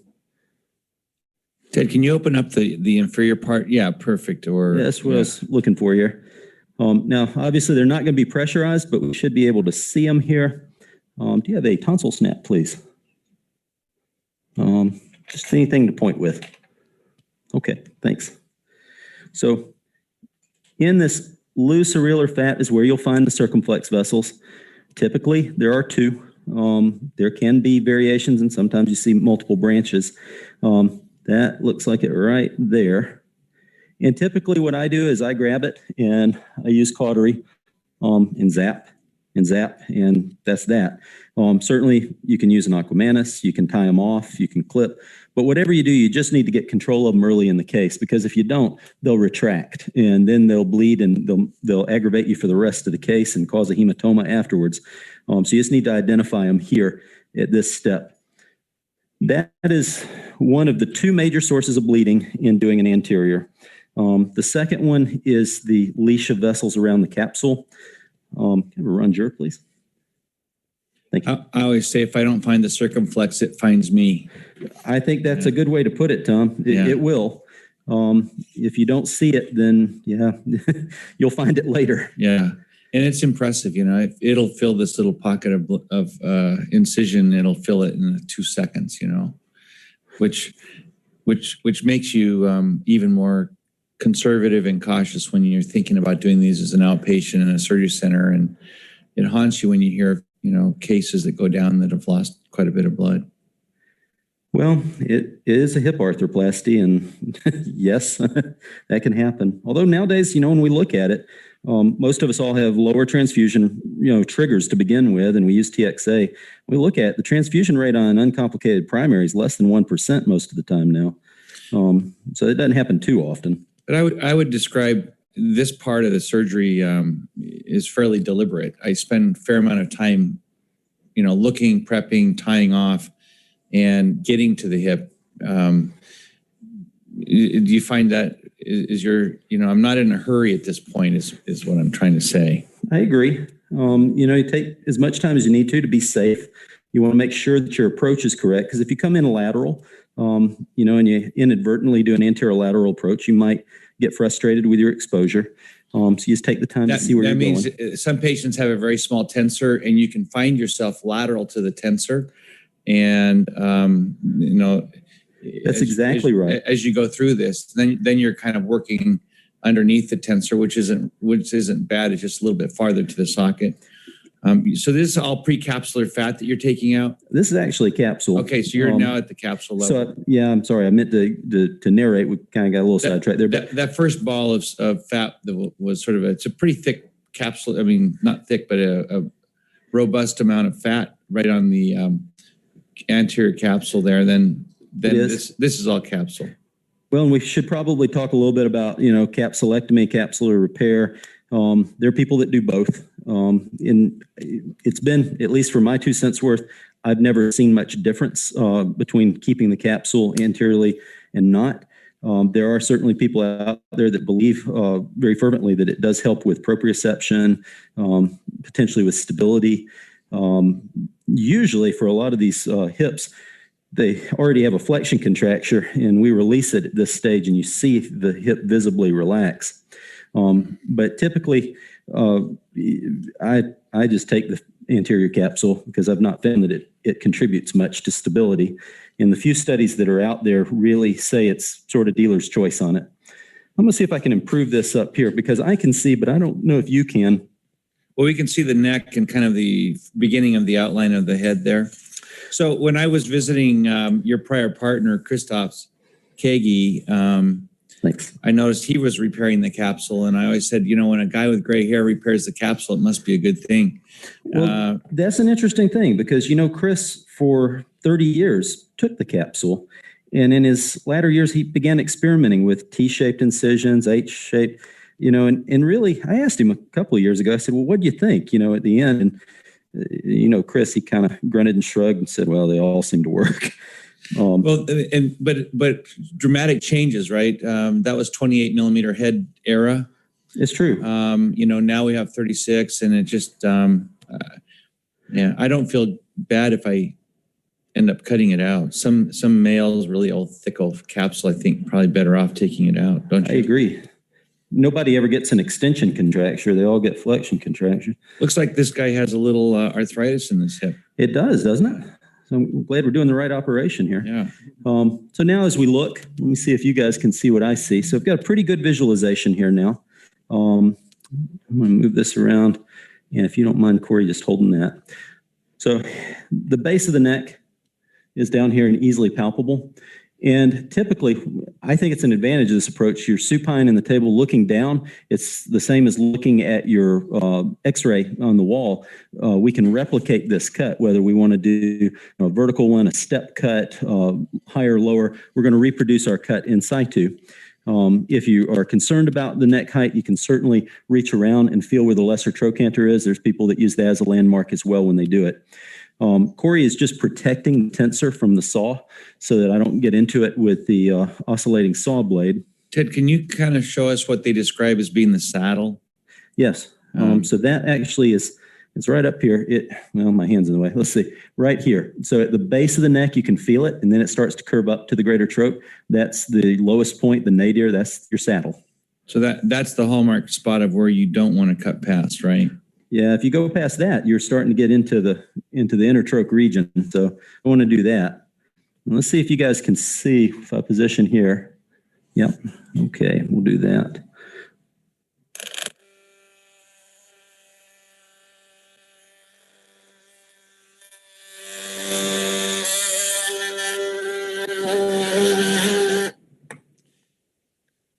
Okay. Ted, do you have guidance? Do you go square to the neck? Do you go neck minus 10 degrees when you make? It depends on the patient, and what we're trying to accomplish, whether they've got, short neck, long neck, valgus, all those different things.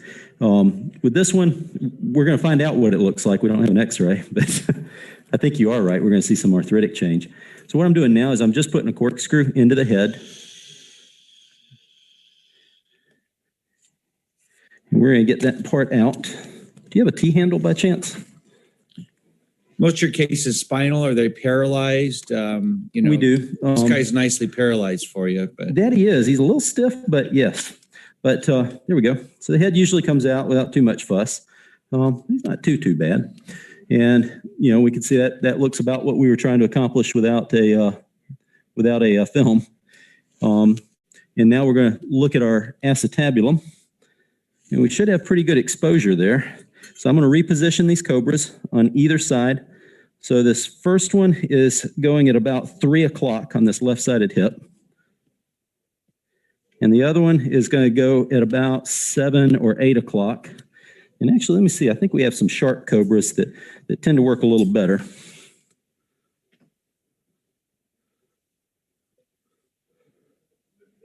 There. You okay there, Corey? Thank you. All right, so I'm just going to clean this up a bit. Have the knife again. Perfect.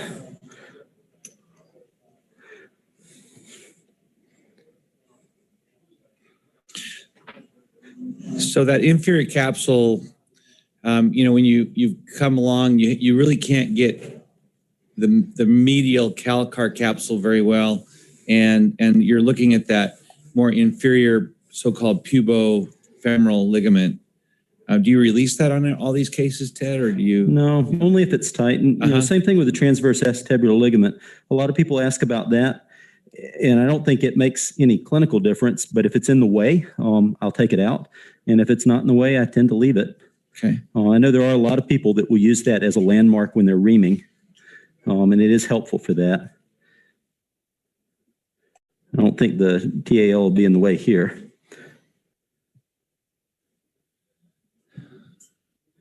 So let me see what I can do to improve your view, because I'm looking right down in it, but from your angle, that might be a little bit harder.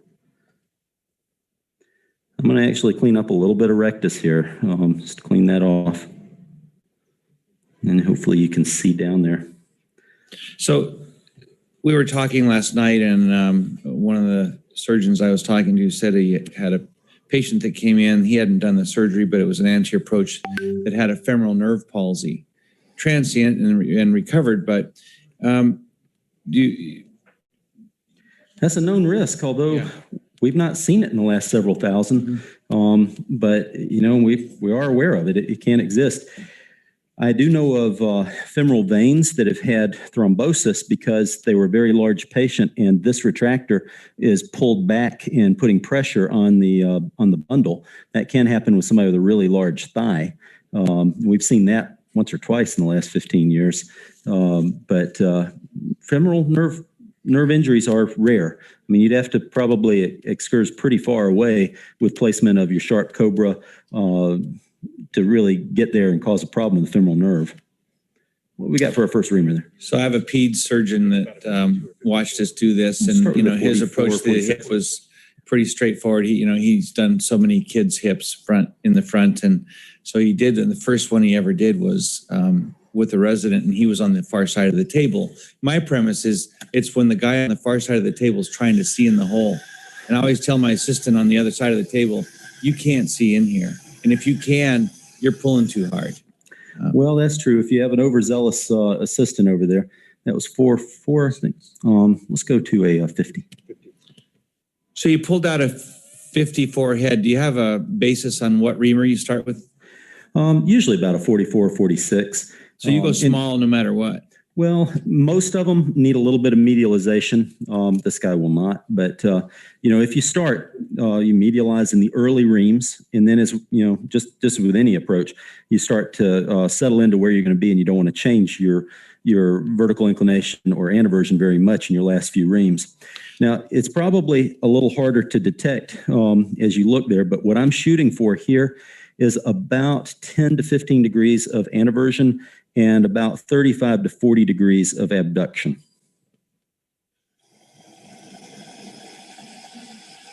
Yeah, so I'm sitting with a room full of people that usually ream straight towards the floor because the patient's up in a lateral position, and this across the room reaming is pretty foreign looking. Well, if you need a target, aim for the patient's contralateral shoulder. Okay. Yeah. Other than a lot of bad osteophytes and whatnot that can throw you awry, patient's own anatomy give you, some directional ideas, though? They do.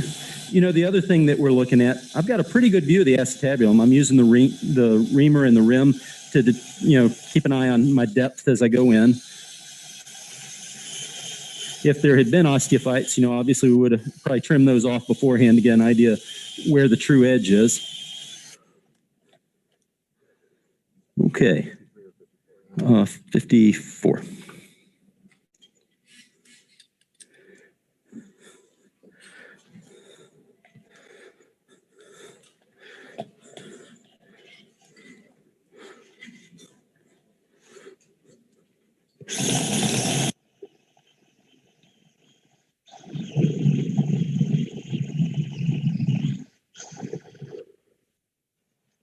Okay.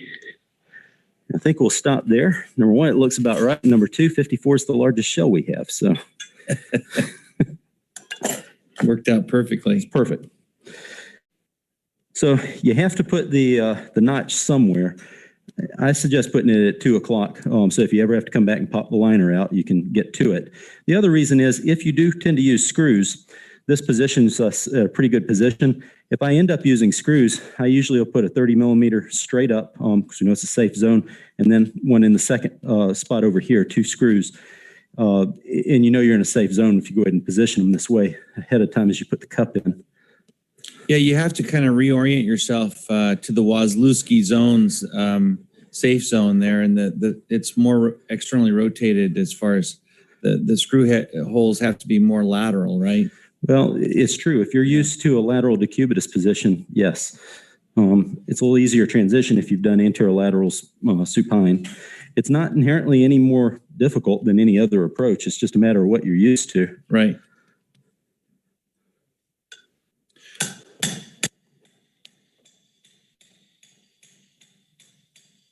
So is there a alignment guide, or you just kind of use anatomy to drive this thing in? I use anatomy. And, that has worked well, but I would say that certainly there is nothing wrong with using fluoroscopy. There are many people that do, especially if this is a new approach for them. Just use a lucent table so you can get an image.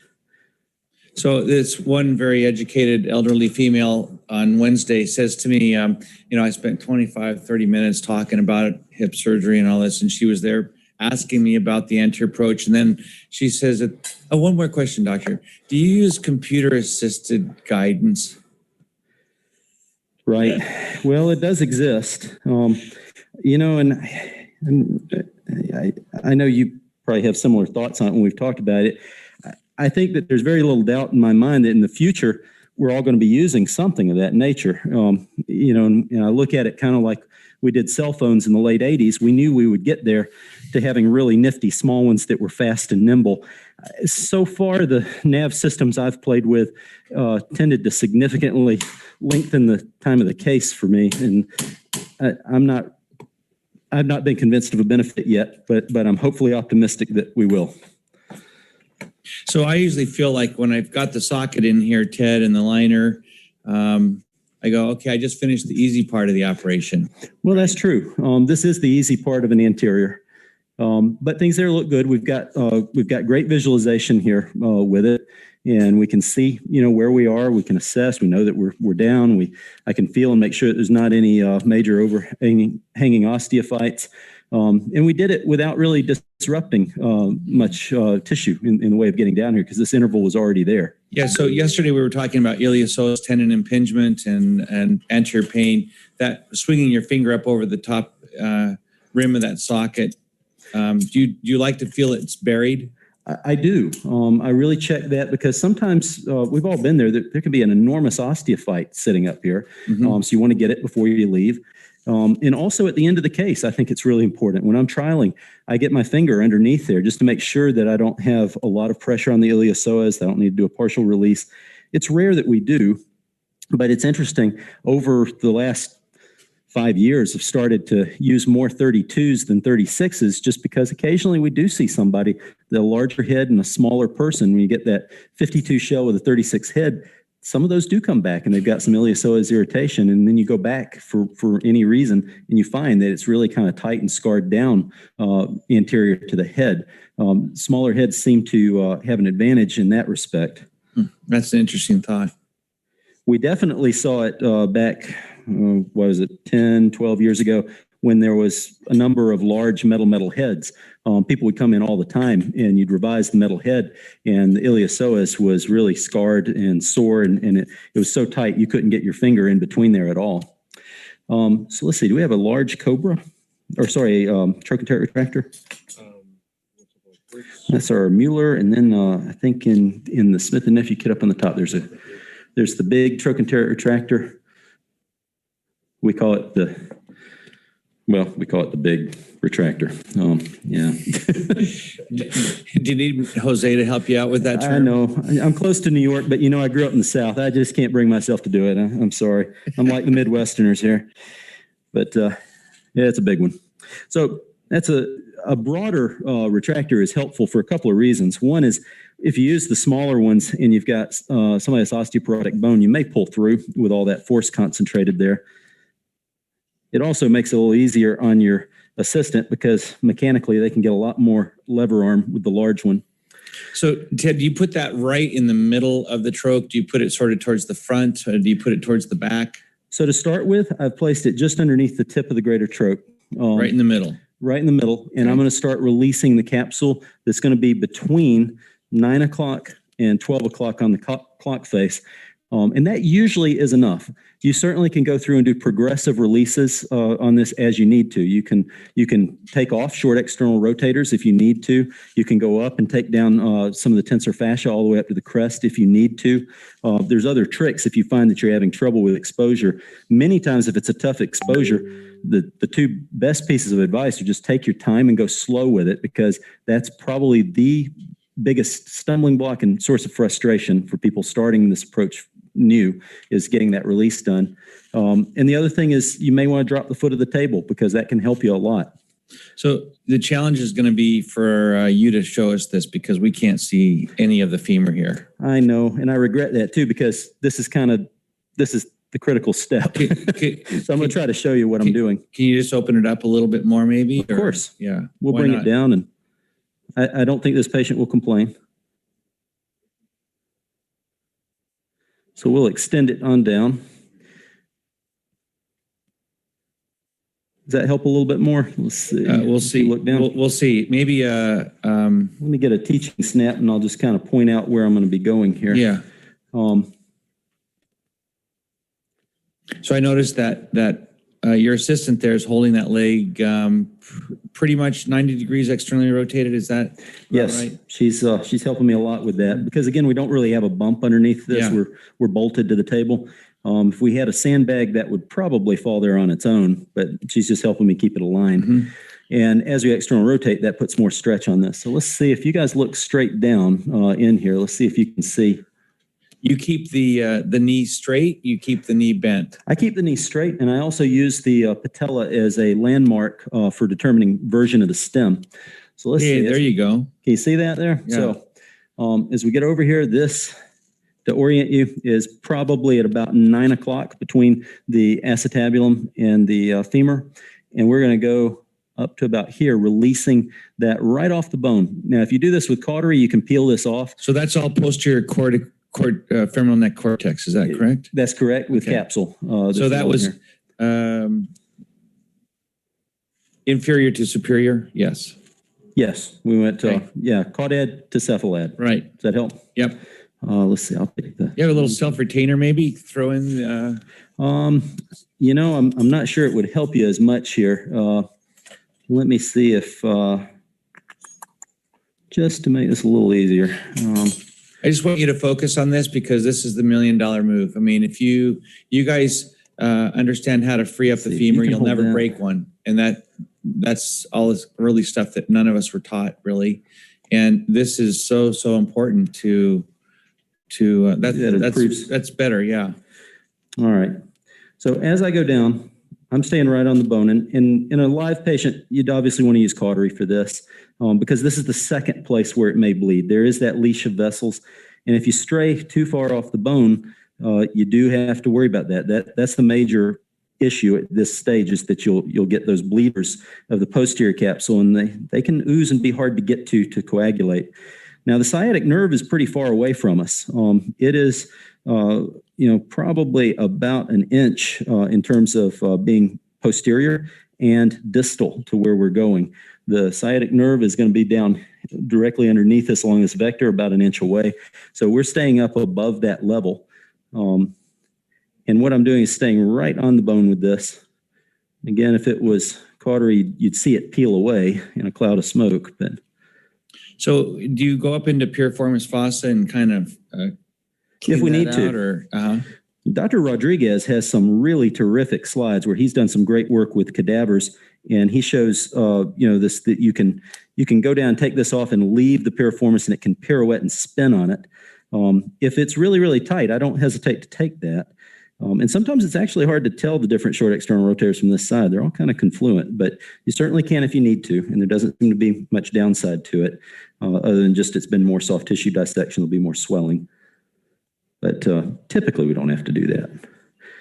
So do you have that sense, so that the piriformis and the projection of the greater trochanter kind of hooks on the posterior rim of the socket? Is that how you describe it? I think that's a good description. And then you're releasing enough so that you can unhook it? That's correct. Just from the capsule. Okay. So as we do this, we can see it starting to come up here. Yeah, we're seeing sort of that projection of the greater troch now, poking its head up.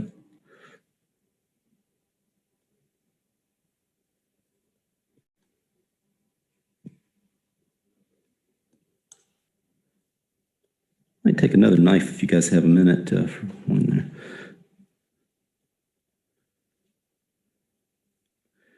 Okay, let's see if that got us there. Thank you, Corey. So now as we lift this up, we have pretty good exposure here. We can get to this fairly well. Okay. And let's see. You made that look entirely too easy, Ted. Well, they are dead, so there's not going to be any bleeding. So let's see. Yeah, but it's how it is. I mean, you have a box osteotome. Thank you. So we use our box osteotome just to enter. You could do this also with a large curette, whatever you like, just to enter the canal. You do want to make sure, though, that you are lateral enough. That is another potential pitfall. If you come in, you can put the stem in varus. So you just want to make sure that you've gone lateral enough for your entry site. The other way to do that is just to pull down towards the floor with the broaches as we go in, or you can use a curette at this stage, but I think we're pretty far over. Yeah, you don't exactly, you're not able to kind of put a lateralizing reamer in this like you would normally do on a posterior approach or even lateral. Well, you can. Yeah. We do ream and broach ones too, and used to a lot more 10 years ago.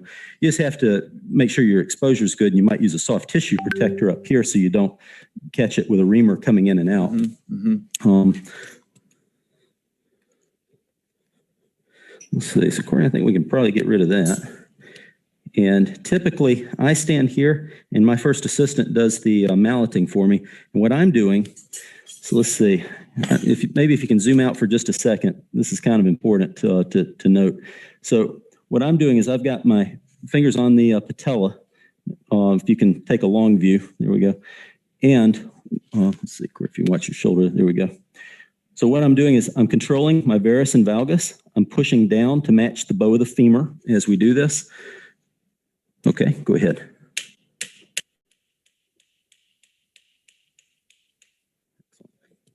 Go on up.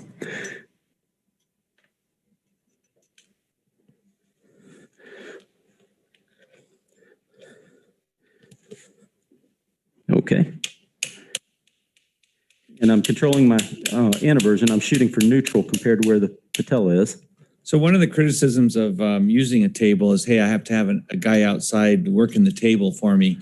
But with the table less, you kind of have to have an extra person holding the leg too, don't you? Well, it helps. Certainly, I've done hip fractures in the middle of the night with just one assistant, but on a routine day when we're doing 8, 9 cases, yes, I have my PA and I have a scrub tech that's over on the other side holding things. So that does help.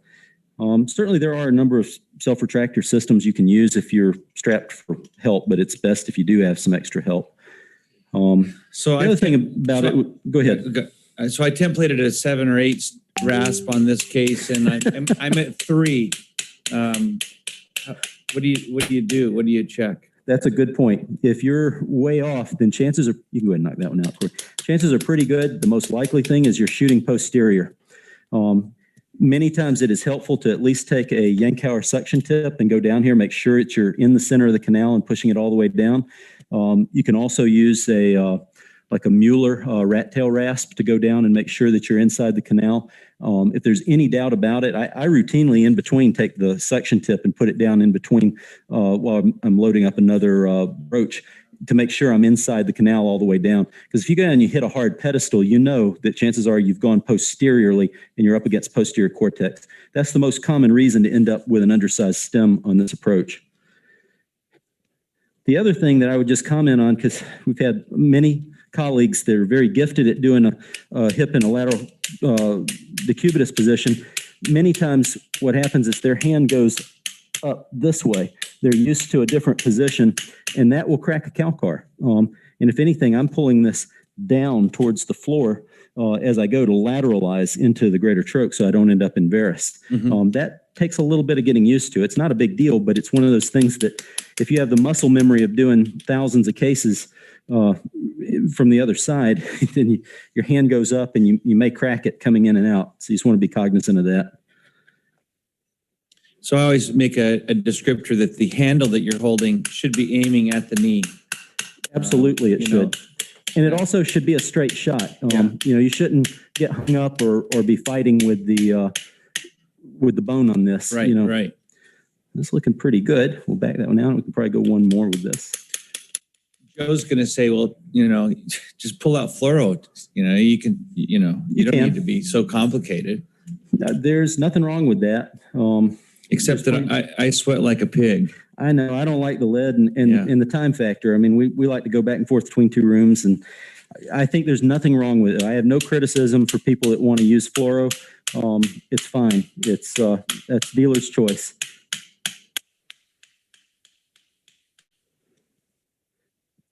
I think we can go one more on that. So yeah, we'll go up one more. I would say that, one of the other things, though, that's definitely an advantage. I know sometimes the table vendors wince at me when I joke about it, but, we do this on a $40 card table. This is a basic flat surface. You can do this on a kitchen table. If you know where the releases are, that's really the important part. And I think you hit the nail right on the head with that. As long as you know that anatomy, you're good. Good. Yeah, that looks pretty good. It does. Feels pretty good. Just like you templated. Yeah. I know. Just like we templated. Yeah. Okay. Let's do high.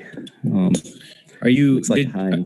Ted, you guys digitally template, or do you acetate template, or do you just kind of hold your thumb up and say, If you're asking me in an official capacity, yeah, digital template every time. Okay, that's what I want to hear. All right. In my OR, you'll see my x-ray and you'll see the printed out digital template on every case. Not to say we don't go one size up or one size lower than that, but I have a definite plan that I use in surgery.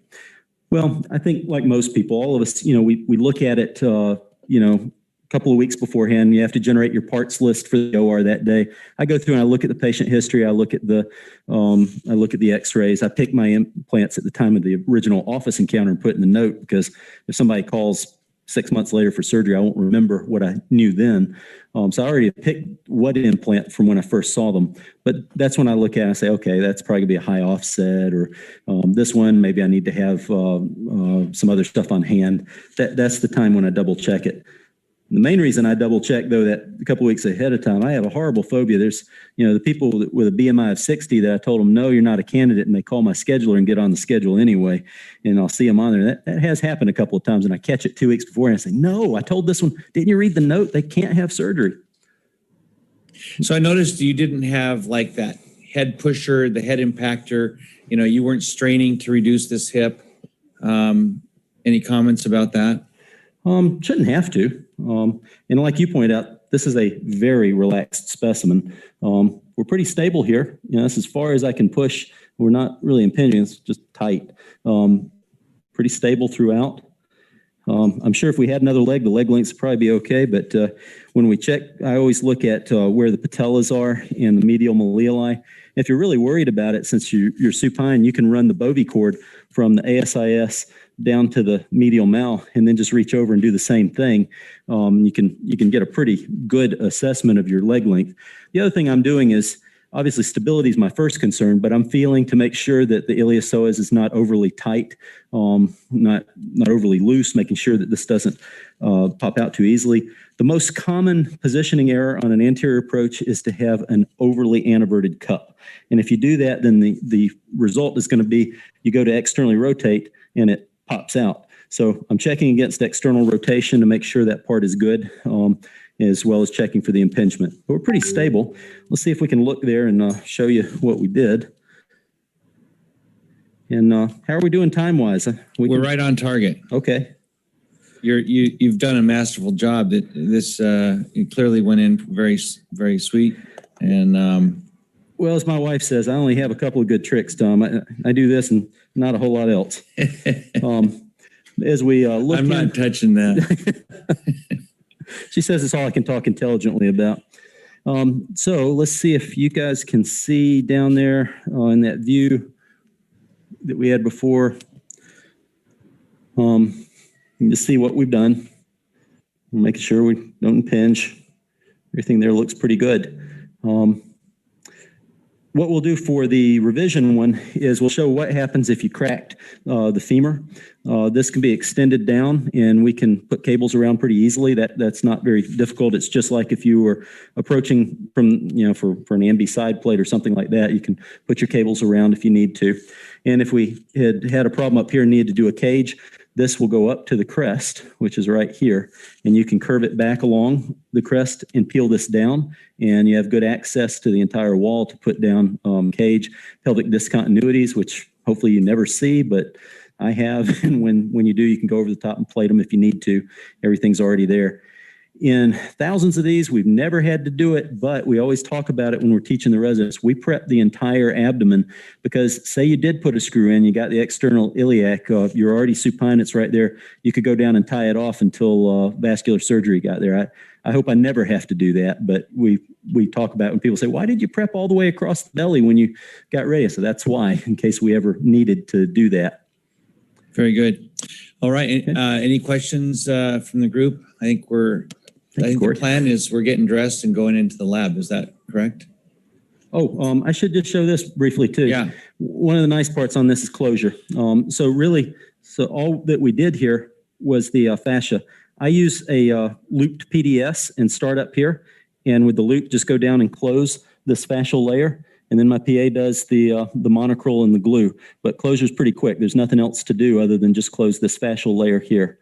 When you do close it, you just want to be careful that you don't have lateral femoral cutaneous nerve caught in your running stitch. That's all. Super. Nice job. Thank you. Thank you, Tom.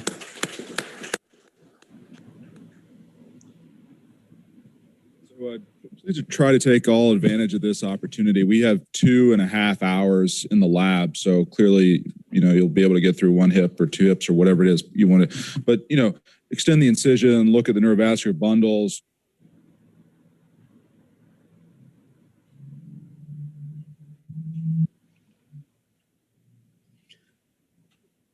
Well, more fun things that you really don't want to see, but we're going to try to avoid them and talk about how we can. So my disclosures have not changed. So we'll start first with nerve injury. It's uncommon. If you look at the literature that's out there on it, it's been estimated about 1% to 2% of primary arthroplasties have some form of nerve injury. When you delve into that a little bit further, perineal division of the sciatic nerve is reported to be the most common, but injury's been reported to all of the nerves. It's been reported for superior gluteal, obturator, femoral nerves, lateral femoral cutaneous nerve. That is a very common one with those of us that do anterior approaches. Although I just tell everybody, just like I do for my knees, I say you'll have some numbness more than likely for a while. It usually is gone. In the last 3,500 anterior primaries, I would say there were about 3 that really reached the level of neuralgia, where it was, an RSD type picture. So it can happen, but just need to let people know. So what to do with them? Obviously, if transection is noted intra-op, an attempt at repair is warranted, but that's usually not when you see it. Most of the time, if there's a nerve injury, we find out about it post-operatively. The vast majority are going to be foot drops and lateral femoral cutaneous nerve dysesthesia, and both of these, 95+% will resolve in time on their own. With a foot drop, the biggest thing is just reassurance to the patient that it is going to get better, but it can take anywhere from 6 hours to 12 months. You need to treat them with an AFO as needed, so that they don't end up getting into equinus and don't catch their foot when they're walking. If they do have some dysesthesia pain, Neurontin may be helpful. The utility of electrodiagnostic stays is still unclear on this. When you go and you look, I was just doing a search of the literature last week to see if anything's changed on this. And really, after many years, there's really still not much consensus about whether you should get an electrodiagnostic test for a post-op nerve injury. And at that, if it's going to really help you with anything, it really doesn't seem to change the management in most cases. So we don't usually have recommendations out there to rush and check that. Early stem subsidence. Certainly, as we do non-cemented stems nowadays, which is the majority of things, there will be a few that this sort of picture comes in, or you might get one referred to your office that someone else put in, like this one. If it's early on, your first thing is just make sure it's not a fracture. If you're seeing this in the first 2 weeks out from surgery, you may want to consider a CT scan, especially the patient that has trouble bearing weight. You need to be cognizant of that. If it's a little bit further out than that, and you're seeing this, at 2 months, 3 months, you do need to keep in the back of your mind infection, which is rare, but you don't want to miss it. It's worth checking SED rate and C-reactive protein. So if you catch it early, what to do? Like this case. This was somebody that had Perthes with Knowles pins a long time ago, and we got the pins out. Things look pretty good, and we had to use a Midas Rex because the pins are broken in the process of removing them. So the patient's on limited weight bearing for about 4 weeks. Things look good, and at 8 weeks, still looks good. He goes back to hunting deer in the woods, but at 12 weeks, now it's gotten a lot shorter. So if you know that the stem has obviously not integrated, it's loose or there's a fracture, you're best off just go ahead and revising the entire stem. He ended up much happier after that and brought me a deer about 2 months after that.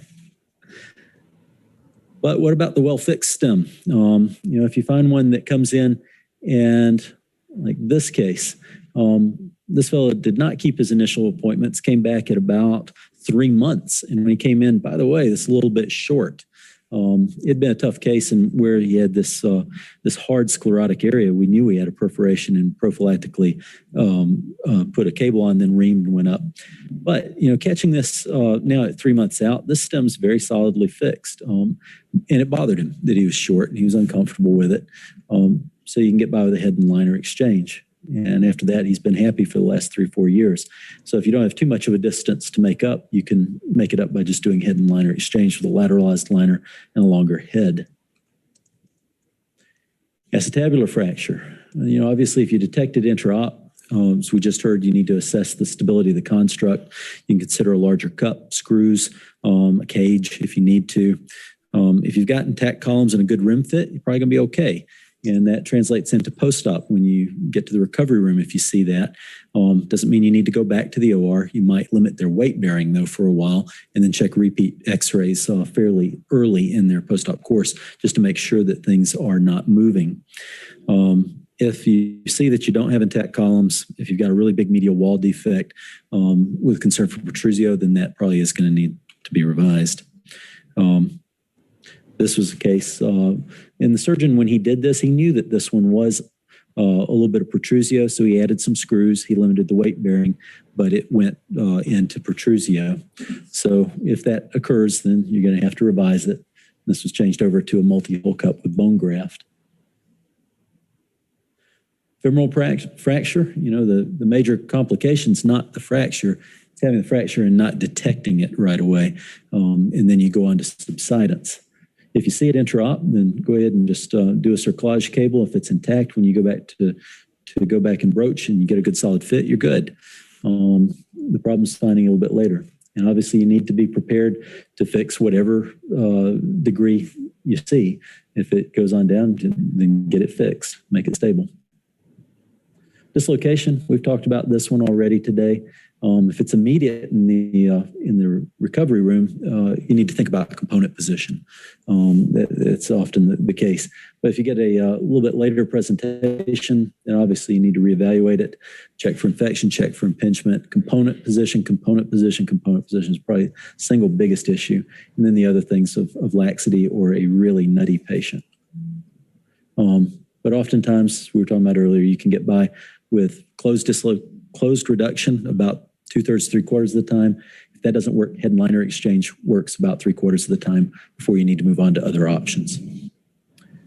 And basically, all of these things are going to come up. I mean, we've spent the afternoon talking about the bad things that happen, but in perspective, this is still one of the most successful operations in modern medicine. It's just, if you do enough of them, you'll eventually see these things.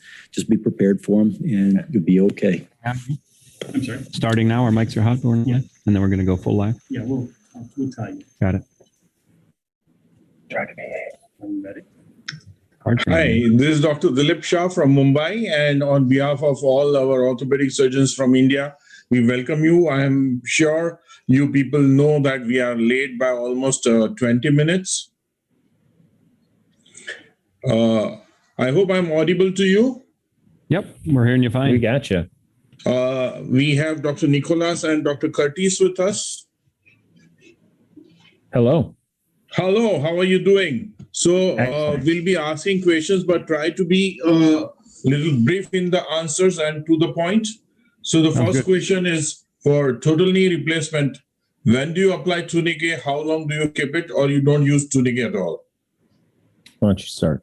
I do not use a tourniquet for primary knees. I put a tourniquet on for revision knees and try to keep it for only the cementing part.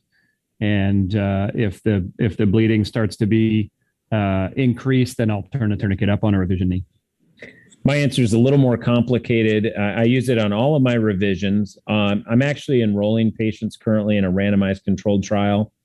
So primary total knees, they get randomized. If they choose not to participate, I do most of those robotically, and I do use a tourniquet for those. Thank you. There is a question from Ujjwal Wankhade from Amravati. There is a patient with THR you want to do on a protrusio acetabulum. So what could be the expected complication and post-op protocol? I'll repeat the question. Protrusio acetabulum, expected complication, post-op protocol. So I think, from my perspective, if they have a protrusio, the hardest thing is getting the femoral head out. So, I prepare to make that neck cut in situ. And then, after the femur is out of the way, then work to remove the femoral head. Post-operative complications, I think if you bone graft that and are able to get a good press fit on your socket, they do pretty well, and there's not a lot to worry about. If you're worried about the press fit, you might limit that patient's weight bearing for 6 weeks. Great. Yeah, I agree. It's different from the that. only thing I might add is in preparation of the acetabulum. I tend to try to ream the protrusio part with the correct size reamers. So something like a 45, 46, 47 millimeter reamer to try to get some bleeding bone there. And then I'll usually jump so that I'm reaming the rim of the acetabulum where I'm intending to place the cup. So I call it a double bubble type of reaming. So I'll ream at the base so that the bone graft that's placed in the protrusio aspect has some bleeding bone to go to. And I might jump from a 49 reamer right to a 53 or 55 millimeter reamer. So there's essentially two aspects of the cup, one to place the bone graft, the other I place the cup. And then the last part of that is I usually use no screws in my acetabular component. In a protrusio case, I will always use screws in a sort of rim fashion. So I use more rim play screws to get that fixation at the rim bone. A question, because the cadaveric surgery, when it was shown, it was said that we prepare the abdomen so that if you have injured the iliac blood vessels by putting your screws, is it a common complication at all, or it's just hypothetical? Was that in protrusio in particular or in general? In general, but in protrusio, it may increase because you're going to put screws definitely. I fortunately, knock on wood is what we say, I haven't had that complication of having intrapelvic vascular injury.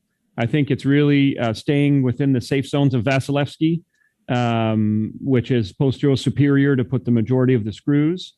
I don't think more than 2 screws are necessary in that protrusio situation. I rarely think more than 2 screws are necessary in a primary hip. So hopefully it's by appropriate screw hole choice and positioning of the screws that we're able to stay out of intrapelvic complications or vascular injuries inside the pelvis. Excellent. Could you describe those safe zones? Because we generally aim towards sacroiliac joint. Is it the safe way, or is there a particular way of doing it? If you can show on a piece of paper later on also will be nice. Otherwise, just describe it. Yeah, I mean, we can give you a diagram. I have a diagram that I'd be happy to share later. Certainly. But essentially, you're drawing a line from the anterior superior iliac spine through the acetabulum to the ischium, and then a line that bisects that should make a quadrant in the posterior superior acetabulum. And so you're trying to stay in that zone, primarily engaging the iliac bone column. And do you intend to have a bicortical purchase, or you are happy with little shorter length of the screw? So I generally use 2 screws if I use screws, and I aim one slightly more superior in that quadrant. I usually don't insist on that one being bicortical. Typically would be a 30 millimeter screw. And then I place, I use a lot of cups that have limited number of screw holes. So 3 or 4 screw holes that I try to aim in that correct quadrant. And then I go one posterior to the one that aims relatively superior. And I do try to get that one bicortical, usually about 25 or 30 millimeters, that screw. And it's bicortical. The far cortex is into the greater sciatic notch. So I do try to drill relatively carefully to get that bicortical drill through and then place the screw. And that's usually the better fit or the better biting screw. And so one, yes, bicortical, one I don't think has to be bicortical. And I will generally use a multi-hold cup. So I have more screw hole options. I'll oftentimes try to put a 40 or 45 or even a 50 millimeter screw into the ilium. Generally, that's going to be a unicortical screw, but with a screw that long, you're going to generally get pretty good purchase. And then if necessary, a second screw, generally bicortical in a similar fashion to what Dr. Noiseux described. Thank you so much. And now, which arthroplasty? Now, we have the generation of computer-assisted, we have the robotic. Are they really beneficial, or they are in evolution? And if you have done everything today, what you are following? We have not gone to navigation or robotics for total hip arthroplasty in our hospital. I do a posterior approach, and I usually just follow through with the arthroplasty. But I have a very quick trigger to bring in an X-ray and make sure that my typically real acetabulum, trial polyethylene liner, trial stem are in the position that I want. If there's anything part of my trialing and motion checks and stability checks are not exactly how I want them. About you, sir? Yeah, so I don't navigate hip replacements. I also do a posterior approach. I think the most important part is provocative positional testing of the extremity, and if they're impinging or they're unstable, then generally my first move is to reposition the acetabulum to try to correct that instability. And then if there's a problem, then I will generally take an X-ray, but I'm not currently using navigation in hips.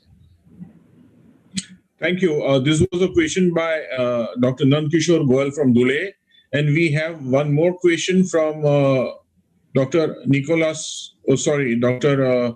Dayanidhi Desai. He has asked, give details of iliopsoas release, if at all you have to do it. Iliopsoas release. Iliopsoas release at the time of total hip arthroplasty or as a later surgery, perhaps? As a part of arthroplasty. So that's quite rare for a primary arthroplasty for me. With a posterior approach, I would say typically the acetabular component is buried to the anterior acetabular rim bone. And so it's quite unusual to have psoas irritation from a cup that is protruding from the bone. So primary arthroplasty is almost non-existent for iliopsoas release for me. For revision arthroplasty, on rare occasion, if there's great difficulty achieving exposure and gluteal sling has been released, anterior indirect head of the rectus and anterior capsule have been released, and there's still great difficulty mobilizing the femur.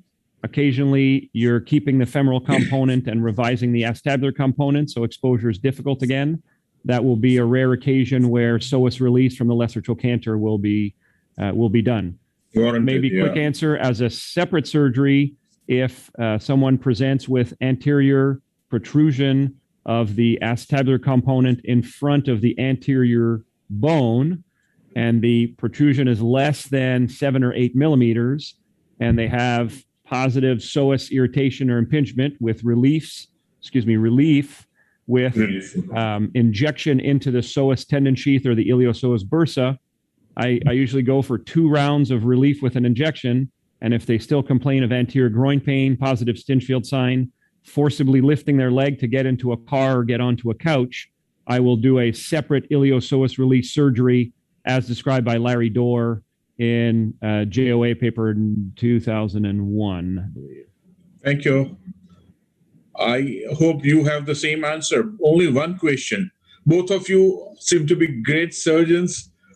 If I were to ask you hip surgery, you have done anterior, you have done posterior approach. Still, you would prefer to do posterior approach, then why? I'll tell you, the main reason that I choose to do posterior is because of the utilitarian nature of the approach.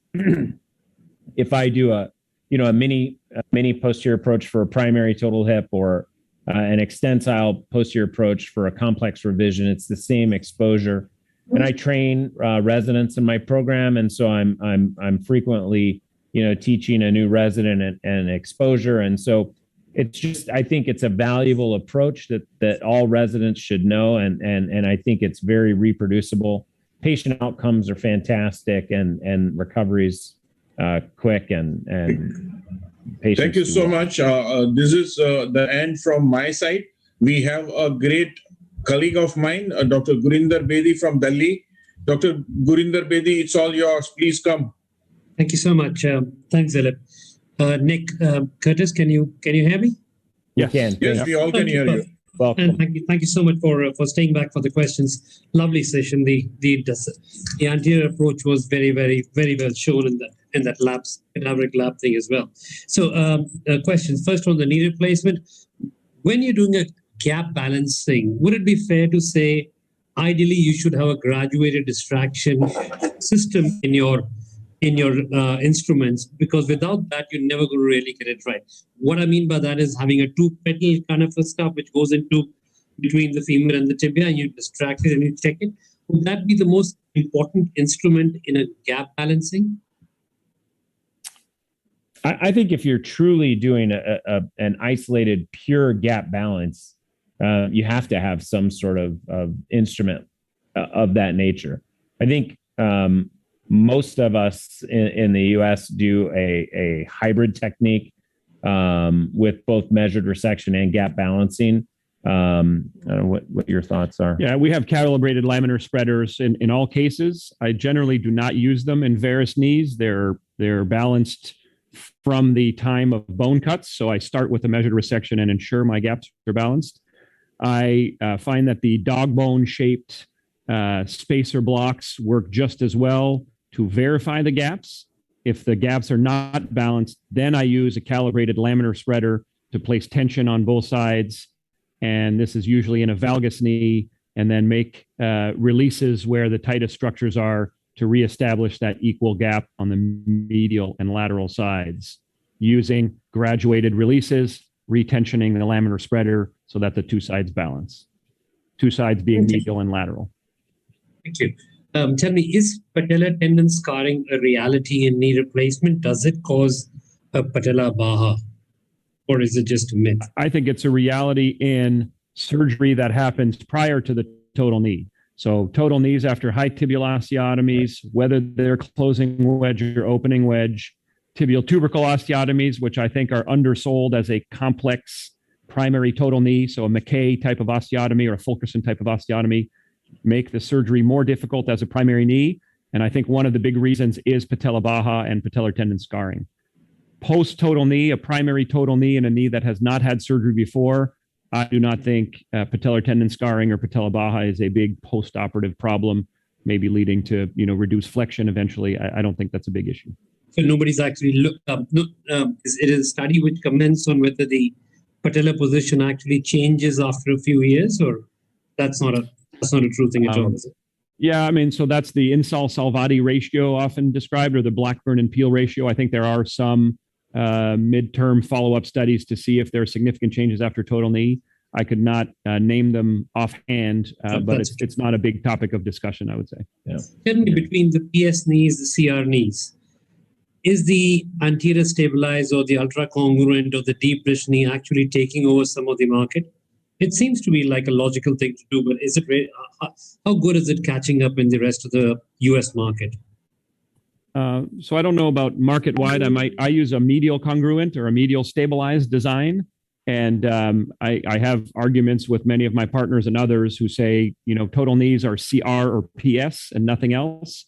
I'm a big believer I started with a medial pivot and have gone to the medial congruent now that are almost the same, but any design that's medial stabilized. I think there are a lot of nice advantages to that, especially if there's a backup of an ultra congruent, if there's still a little bit of stability issues. But I am a big fan of what I call more modern designs of the bearing surface for total knee.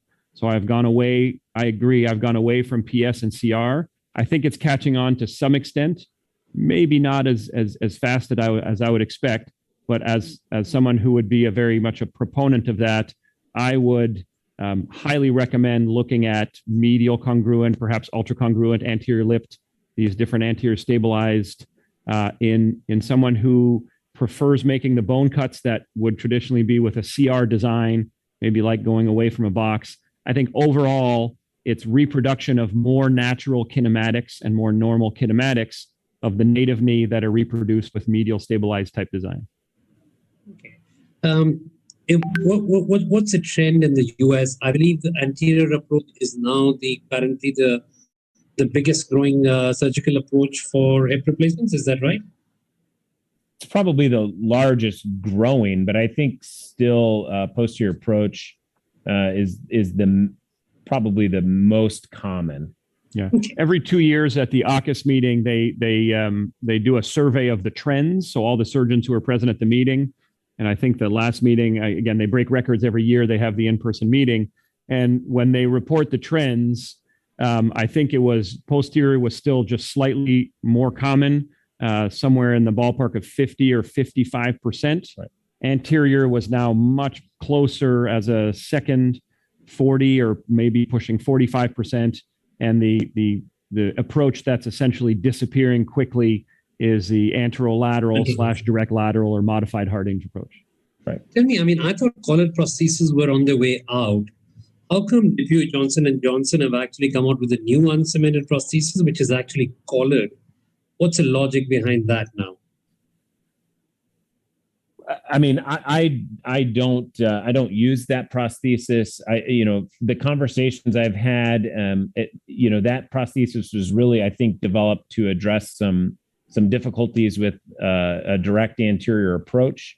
There's some philosophy, there's some thought that the collar helps to stabilize the implant early on, which might reduce the risk of early periprosthetic fractures, some torsional related stresses, et cetera. That's right. I moderated a session at the Academy that presented data, which I think was from Cleveland Clinic, that compared an exact same stem in cadaver femurs with and without a collar, and they had higher torsional stress resistance with the collar, so less chance of periprosthetic fracture in cadaver bone. I don't know if that bears necessarily true. I've never been a big fan of collared stems for cementless designs because I don't know how you would know that you've got your press fit exactly where you want. I want to be able to tuck that stem 2 or 3 millimeters deeper in the femur if that's where the stable point is. Yeah. Screws got a very bad reputation in the acetabulum at one stage. But isn't it true that the densest bone that you actually find in an uncemented implant is actually around the screw holes? And it's actually maybe not a bad thing putting 2 screws if you get a chance. I mean, we were always taught at one stage, go screwless, but I think, screws are not, get a bad reputation for no reason whatsoever. And putting the 2 screws maybe is not a bad thing at all. No, I mean, I think the literature has shown us that that bone growth is more reproducible around screws. There's just no question. That's what I think the biggest, the downside, the question is, is there, increase in the effective joint space, which might make osteolysis more of a problem. I think with highly crossing polyethylene, we're seeing so much less particulate debris and osteolysis that I don't worry about it very much. I might say the counter argument to that is with the highly porous metals now, I think your ingrowth is going to be extremely reliable even without screws. So I agree with you. I would say they've maybe gotten a bad rap without a reason, but I think you can be comfortable and confident placing monoblock cups with no screw holes, particularly with the highly porous metals, and have a very high confidence that there will be, excellent ingrowth, 99+%. Just one last question, Dilip. So it's from Mr. Khan in Aligarh, which is very close to where I am. So the question really is, what's your best way of finding out the version for the femoral stem when you're doing a total hip replacement? As short as you can make it, please. I mean, I guess essentially I'm trying to match the natural anteversion of the metaphysis femoral neck. I do use the lower limb, the tibia, as a bit of a guide, and I'm shooting for roughly 20 degrees or so of anteversion. But if the femur's markedly abnormal, you may have to match that. Right. I also match the femur, and for that reason, I do femur first, and I have a combined anteversion in mind. So I was just reporting to the residents that we're teaching here. I did a case just 2 days ago on Thursday where, try as I may, I had 0 to maybe 5 degrees of anteversion on the femur. Did that first, so I went higher on the acetabular version to end with a combined anteversion of approximately 40 to 45 degrees. And so that's I really like that question when it comes up, because my answer is that's the reason I do femur first in total hip. Thank you so much. Dilip, thank you. Thank you. Dilip, you're muted. Okay, can I, Dr. Paul? I'm from Calcutta. Can I ask the questions?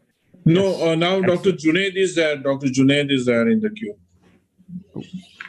Okay, if you want to take over and Junaid has no objection, we go ahead with that. Okay, go ahead. Paul, Dr. Paul, go ahead. Hello. Afternoon. So there is a question from Dr. Varun Gupta. What is the logic behind the partial removal of tibial hardware in the tibial component fixation in TKR?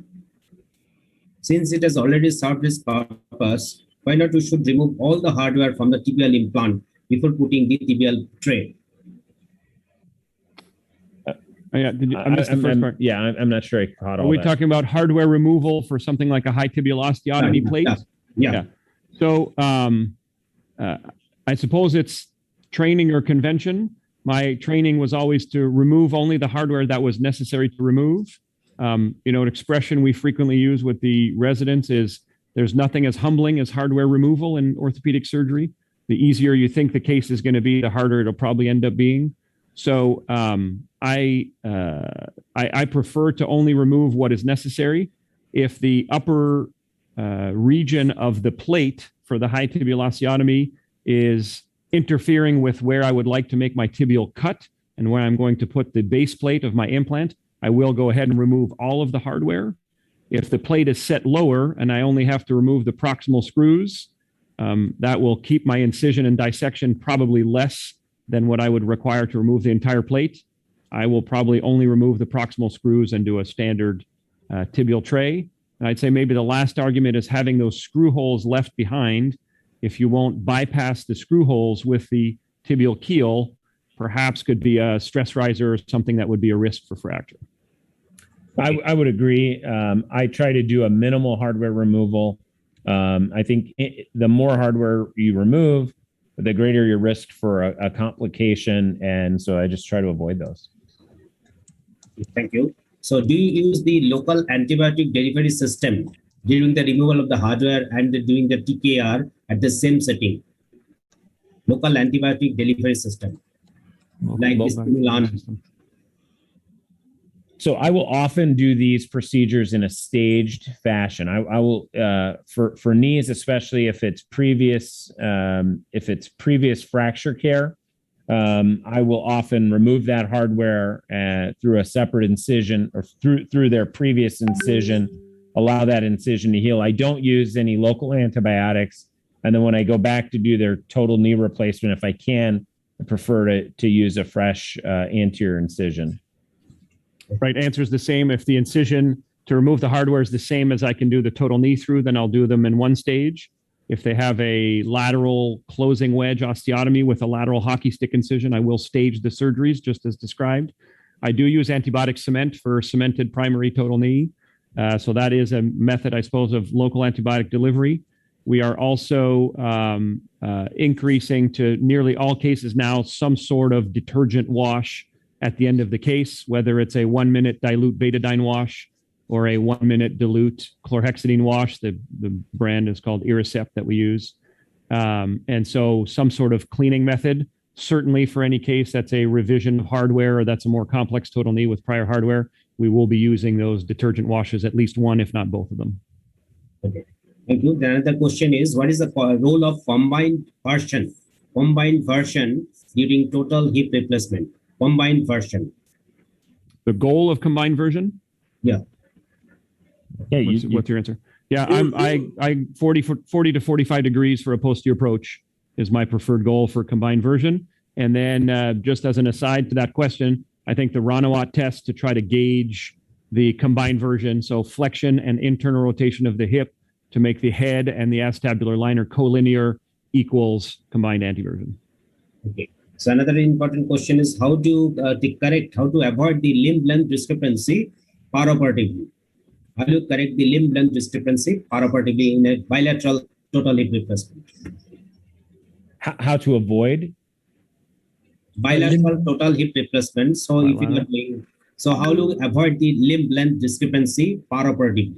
Tips to avoid the limb length discrepancy during total hip replacement.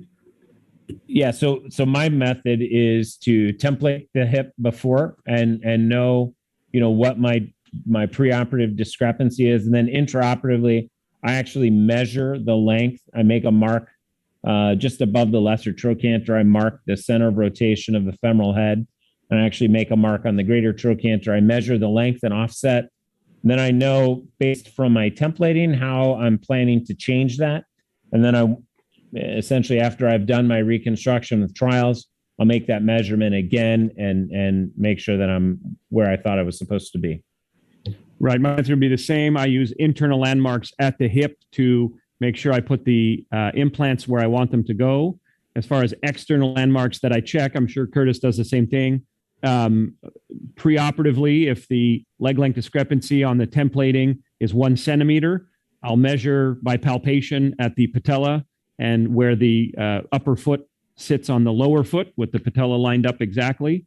And so pre to post-operatively, you can gauge by palpation if you're lengthening approximately 1 centimeter. So I think the knees and where the feet meet, and the one aspect to keep in mind is the upper leg is adducted down onto the lower leg slightly. So the two heels should not match exactly. There should be approximately 1 finger breadth of space on the bottom heel for most shaped and sized legs. Larger legs will have more adduction of the upper leg.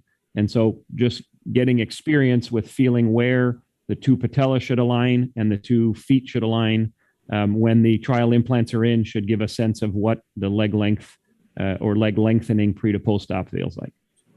Excellent. So another is important. How often do you use the fluoroscopy during the total hip replacements? How it helps to check the parameters operatively? Use of fluoroscopy. Yeah, I don't use intraoperative fluoroscopy for hip replacement. I don't know. I mean, I do a posterior approach, so the patient's in a lateral decubitus position. I don't think there's a lot of value for fluoroscopy in my situation. Yeah, I don't use fluoroscopy either. I use occasional intraoperative x-rays if something is not matching up or the stability testing, despite what looks like appropriate position of implants, is just not what I'm expecting. So, too easy to dislocate the hip with 90 degrees of flexion and 40 or 45 degrees of internal rotation. That's too unstable. Unless it's clear that I have to change the position of my acetabulum, then I'll bring in a single flat plate x-ray, but that's not fluoroscopy. Thank you. Excellent. Over to Thank you very much. Over to Subhash from Gurgaon. Thank you, sir. And excellent presentation. I would say excellent demonstration of the anterior approach. So coming to a question. So when you're doing the gap balancing, I know we all are doing the hybrid between the gap and the major resection. So if you have not removed the posterior osteophytes and if you try to gap balance, and after the cuts, when you remove the posterior osteophytes, and the extension space goes bigger than the flexion space. So how do you deal with that? I mean, I try to remove those osteophytes before. I think that's the best way to avoid that. I guess if you had that problem and you ended up with a loose extension space, then you could resize your femur. But you can't remove those osteophytes before doing the posterior cuts. I'm sorry? You can't remove those osteophytes before taking the posterior cut. You can't. You need to do your posterior cuts. Yeah. Yeah. So if you had done a gap balancing technique and taken the posterior cut, and then you remove the posterior osteophytes, your extension gap will be higher than the flexion gap. Yeah, I think you have two options if your gaps are imbalanced with a loose extension gap and a flexion gap that you're happy with. You can recut the posterior cut to remove more bone and downsize your femur by 1 and upsize your polyethylene. Right. Or you can put distal augments on your femoral component. I would probably tend to put a short stubby stem if you're going to put a significant augment distally because your fixation on the condyle is going to start to decrease. So let me put it another way. What's your choice? You gap balancing or the major resection? And how do you decide which patient goes? So I think we both discussed being pretty similar. We start with a measured resection with a typical full approach. I remove quite a bit of the deep MCL from the tibia to expose the tibia fully. I don't release any of the MCL. And then I do a measured resection. I verify my gaps after removing all osteophytes and all sort of cleanup aspects with a dog bone spacer. We call it the dog bone spacer. Usually those are 1 to 2 millimeters thicker on the flexion side than the extension side. Sometimes they're exactly equal. And if there is something that I'm unhappy about with that balance check with the dog bones, then I'll use the laminar spreaders to really verify the difference in tension on the medial and lateral side, and typically release what's needed to be released to reestablish that gap balance. So do you use the cruciate substituting or the ultra congruent inserts, or you're either CR or a PS? If you don't use I use almost exclusively posterior stabilized. Okay. And I used all medial congruent or medial stabilized. So there's no question for you then. So the question is that how to identify the ideal entry point for the femoral rod. when you're taking the distal femur cut? Do you take How to find the entry point? entry point? So my goal is about 1 centimeter anterior to the insertion of the posterior cruciate ligament, the femoral insertion of the posterior cruciate ligament. Correct. So almost central in the condyles, usually about 1 to 2 millimeters medial, lining up with 1 centimeter directly anterior to the PCL insertion. Same. So looking at the way things are going on from conventional to navigation to now robot, what do you see? Is there any advantage of robot navigation, or you're happy with your conventional technique?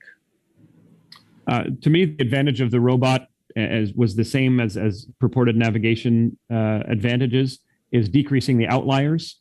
I think a 6-degree varus knee with primarily medial osteoarthritis without any major bone loss or bone erosion, with small to medium osteophytes, that knee is going to be the same with or without a robot. But things where the anatomy become more and more complicated, extra-articular deformities are added to the mix, massive amounts of bone erosion, damage to the tibia on the medial and lateral sides. I think you're able to more consistently reduce the outliers and have a higher percentage that have a neutral mechanical axis, less than 3 degrees of varus or valgus, depending on what the goal is. And so I really think decreasing the outliers is probably the main advantage to robotics.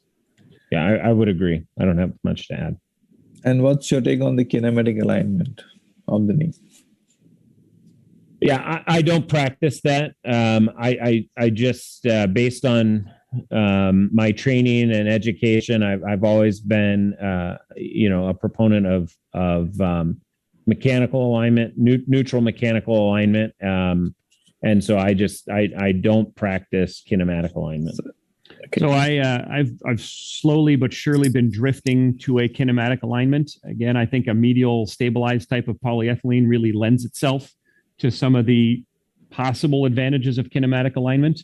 While I don't think there's clear evidence that kinematic alignment is better, I think the second advantage of robotics is if you would like to put something in kinematic alignment, you will probably be successful at aligning it how you want.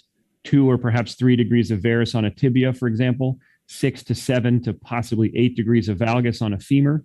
My hesitation with trying kinematic alignment with standard cutting jigs is in a normal situation, if I'm aiming for a 0-degree cut on the tibia, and I don't perceive myself as a perfect surgeon, so I might be 3 degrees in varus or 3 degrees in valgus.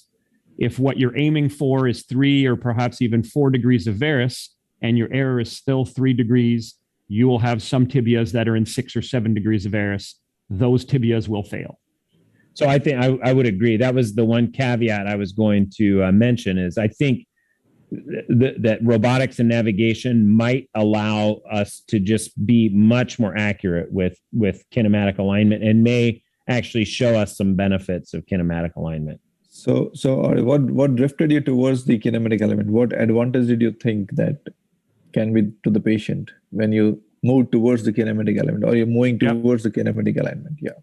What advantages do you look for that? What advantage? Well, there are some reports in some people's hands. I think the numbers are fairly small that people report, again, higher forgotten joint scores, higher really natural, normal feeling kinematics of the knee, better ability to kneel, lower anterior knee pain, overall slightly higher range of motion or flexion. These are all things that I have always thought were advantages of the medial stabilized type of insert. And so to me, it's an extra layer. And again, what I'm really interested in is studying it. So we're in the midst of getting the robot at our hospital. The first thing I'm going to try and do at our hospital is study kinematic alignment versus mechanical alignment with medial stabilized type of insert.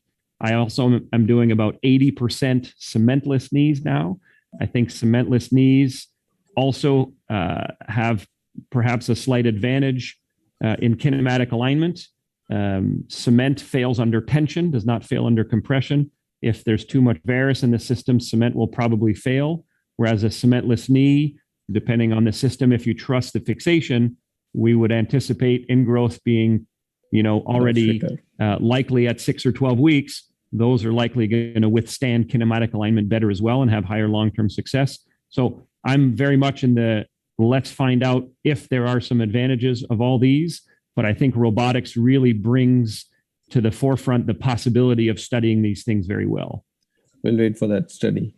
And the last question from the delegate is that if you have overreamed your acetabulum while preparing for the cementless cup, what will you do? Your cup is not fitting well. It's loose. More screws. Yeah, or use a one bigger size cup. bigger. Yeah. How many? How many more screws? Well, again, I would just go, we operate at 2 hospitals. One's a VA hospital, so the residents are very much doing most of the surgery there. And so even at the forefront, we go for a line-to-line ream, so there's no acetabular fractures. So if the line-to-line ream turns into a 1 or 2 millimeter too large ream, or the reaming turns into an oval rather than a hemisphere, I may increase the cup size by 1, and I'll probably go to 3 or 4 or even 5 screws. Interesting thing about 5 screws, my 2 junior partners just had a paper published that for constrained liners, if more than 5 or more screws were placed in the acetabulum, and they were all considered successful screws, there were no loosenings of the acetabular component with a primary constrained liner. So the cup, so the case may be a revision, but the new cup going in was receiving a constrained liner immediately, and there were no cases of loosening if 5 or more screws were used. So maybe that is the magic number. I would say if there's overream of the acetabulum and really lack of confidence, maybe a good number to shoot for is 5. Certainly from this study, 5 seems to be excellent for nearly 100% fixation. And when will you change to a cemented cup? If required. Cemented cup? Intraop. Yeah, intraop. You plan for an uncemented cup, but somehow overreamed and you move to a cemented cup. Has it happened anytime? I've never done that. No, I would say the only version of that I have experience with in my hands is people who keep a prostalac type of spacer as a sort of an indefinite spacer. So a destination spacer, sometimes we call that. So I have some of my patients who turn out now to have a cemented cup because that's the design of the prostalac. And I just saw someone recently at 5 years follow-up, and that cemented prostalac cup was still fixed. So I wouldn't have any major misgivings of going to a cemented cup, but doing that intentionally in a hip that I'm planning to keep forever, I have no experience. Right. Thank you. Thanks a lot. Over to you, sir. Dr. Dilip. Thank you. And may I request Dr. Ravi from Hyderabad to take over, please? Yes, sir. Thank you, sir. It was an excellent session. I congratulate and I thank the foreign faculty who have given such a nice delivery. Today, not many questions are there from South Zone, and some of the questions have been already answered. Dr. Chavan Jayakrishna, Professor Dr. Chavan Jayakrishna, is asking about kinematic knee importance. About what? I'm sorry. Kinematic knee products. Importance of kinematic knee. Importance. Oh, importance. I mean, we discussed that recently. Yes. In terms of placing implants in a kinematic alignment, what is the importance of that? I think the slow but stepwise evolution of knees from very original, completely mechanically aligned CR or PS knees to some of the newer designs are with the aim and intention of reproducing native knee kinematics more closely.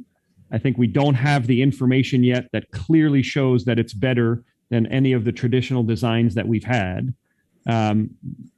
With a few exceptions, there are a few papers that either by kinematic alignment or using more modern bearing surfaces that reproduce the native knee motion, medial pivoting we call it, or medial stabilization with rollback primarily happening on the lateral side. So if there's a reproduction of that or a closer reproduction of that with the implants, there are a few studies that have shown that patients can have slightly higher satisfaction rates or patient-related outcomes and a little bit higher ultimate flexion.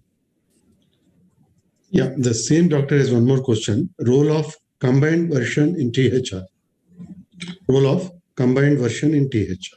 The role of combined version in TH. Yeah, I mean, again, I think it's important. But personally, my opinion is a provocative intraoperative assessment of range of motion. If the patient can extend and externally rotate without impingement and can flex, adduct, and internally rotate without impingement, that's a successful hip. Generally, that's going to get you in that 40-degree combined anteversion range. But I think, the numbers really kind of get all over the place when you start looking at acetabular component safe zone and femoral anteversion. And so I think probably combined anteversion is better than looking at either of those independently. Right. I think it's a starting point, but I think and we're learning more and more, every individual total hip is a very individualized surgery. So you may place components with a combined anteversion of 40 or 45 degrees, but because of spinal deformity or spinal stiffness or where the native bone in fact sits, or a tendency to highly externally rotate the leg position, you might change that combined anteversion because of provocative testing. So just to reiterate, it's a starting point, but I think it's the intraoperative testing with trials in place, looking for impingement and flexion or impingement in extension and external rotation, will then confirm that the combined anteversion chosen is correct and will lead to a stable hip, will likely lead to a stable hip, or you might change it and then the combined anteversion sort of falls away and it's really back to more testing for very stable hip that's more important. Yeah, the next question is, how easy is it to bang out a seated cup? Any tips? Did you ever need to upsize the cup after removal of the cup? I'm sorry, I don't think I quite caught that. So if you're trying to reposition a cup intraoperatively and you've pounded it in with the press fit and then you want to remove it to perhaps change the position. Yeah, I have not found that you need to change the position. Now, I don't use a sintered bead cup, but I assume the answer is approximately the same.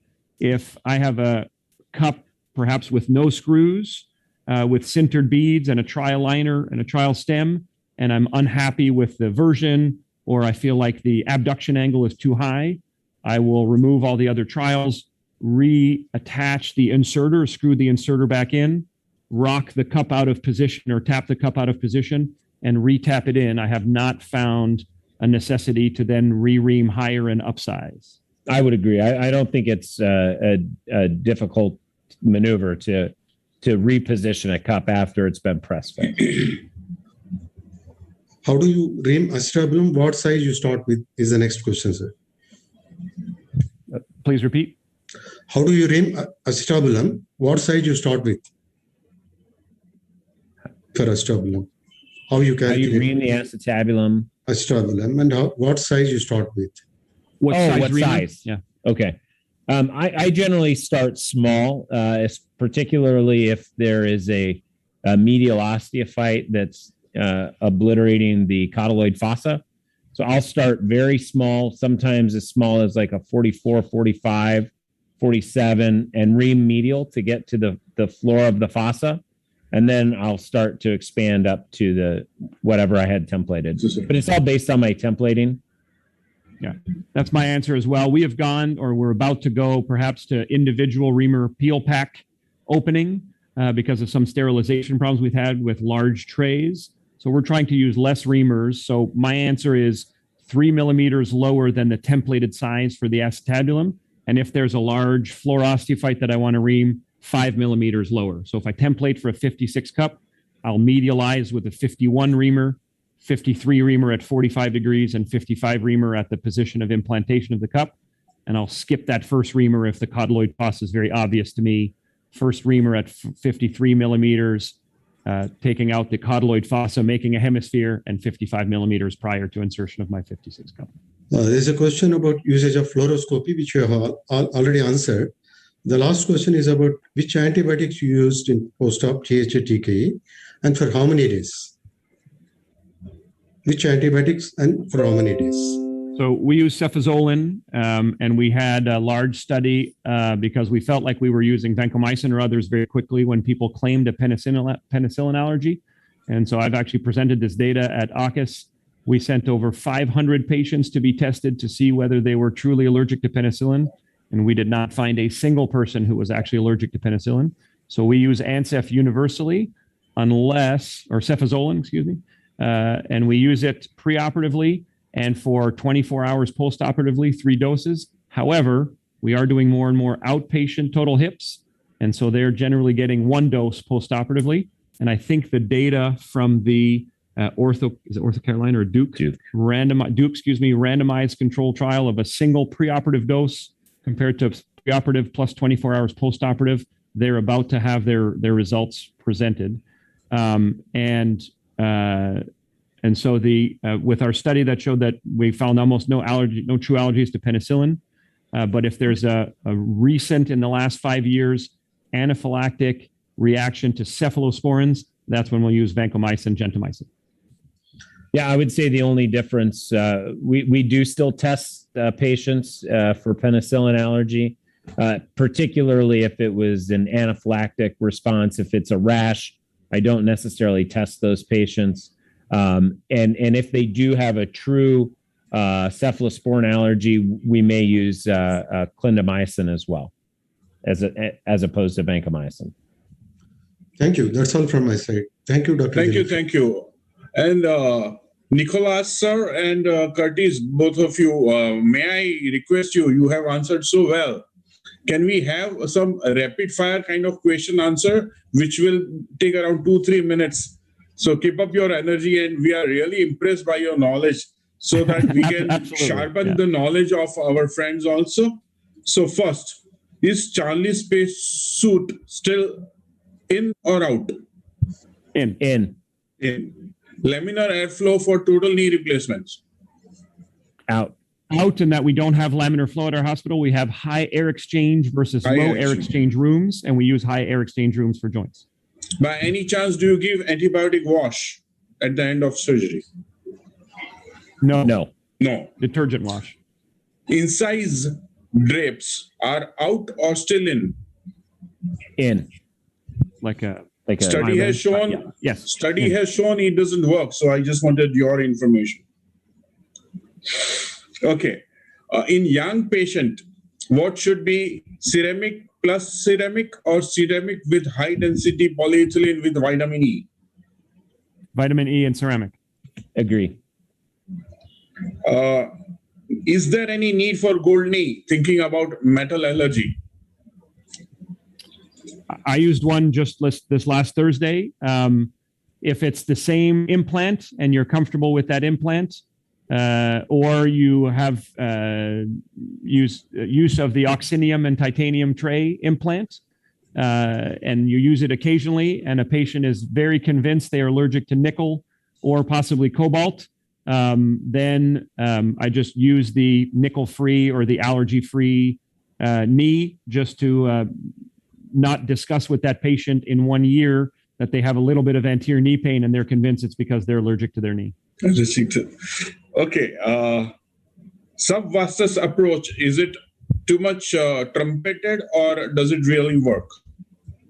I don't use it. Yeah, I think here in the Midwest region of the U.S., I think the two midvastus and subvastus have disappeared. The alternative approaches, I think medial parapatellar has come back over 95% of the approach.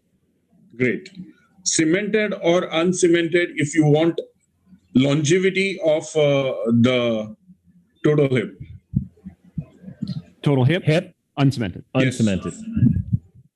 Uncemented. That was wonderful. And may I share my screen because I want to just depict what we had really done so far. So I want to thank all of you that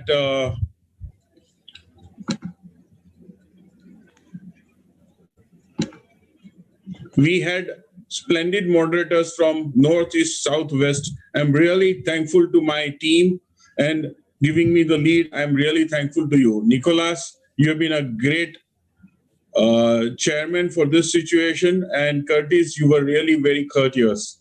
So we had Gurinder, A.K. Pal, Subhash, and Ravi, with me, Dilip Shah, as our esteemed faculty from India. But above all, you were wonderful moderators. Hip and knee arthroplasty, we have learned the fundamentals and we have gone above that. And when you people taught us, we learned quite a lot, but it's an exchange and we learned a lesson.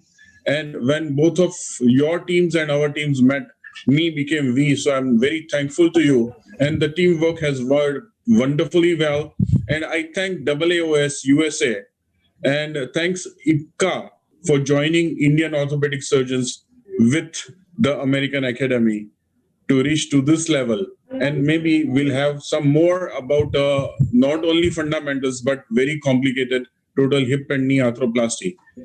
So I thank all of you, and especially my co-moderators also from India, to be really patient. And I have worked like a clockwork, didn't allow anybody to use extra 1 minute. And both of you, I started with little derogatory remark, be precise and give good answers.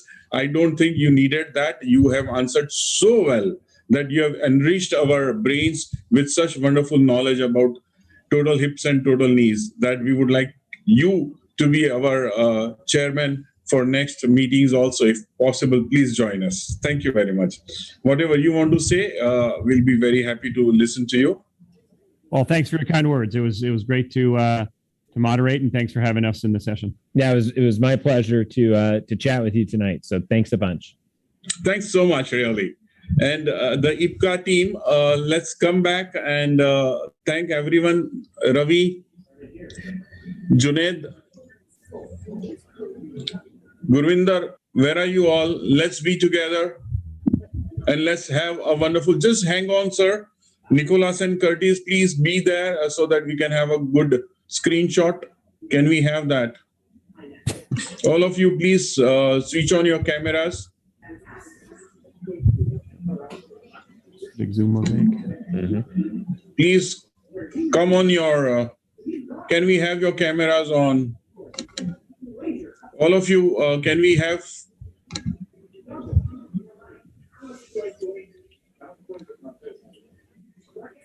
$700 and you're at 14. Oh, that's cute.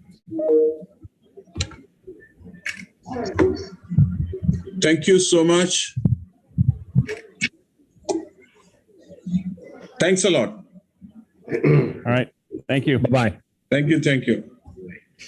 Ashwini, you want to say something? So thank you so much. Thank you. Thank you, sir. Thank you, Dr. Pal. Thank you, Dr. Bedi. Thank you, Dr. Jangir. And thank you, Dr. Ravi, for the wonderful session. And I'm sure that the teams have really enjoyed and had a great time. Thank you so much and have a very lovely evening and a good weekend. Thank you. Thank you very much. Thank you very much. IPCA, you're doing something really which cannot be matched in words. And great knowledge is being imparted to all the orthopedic surgeons. Thank you very much.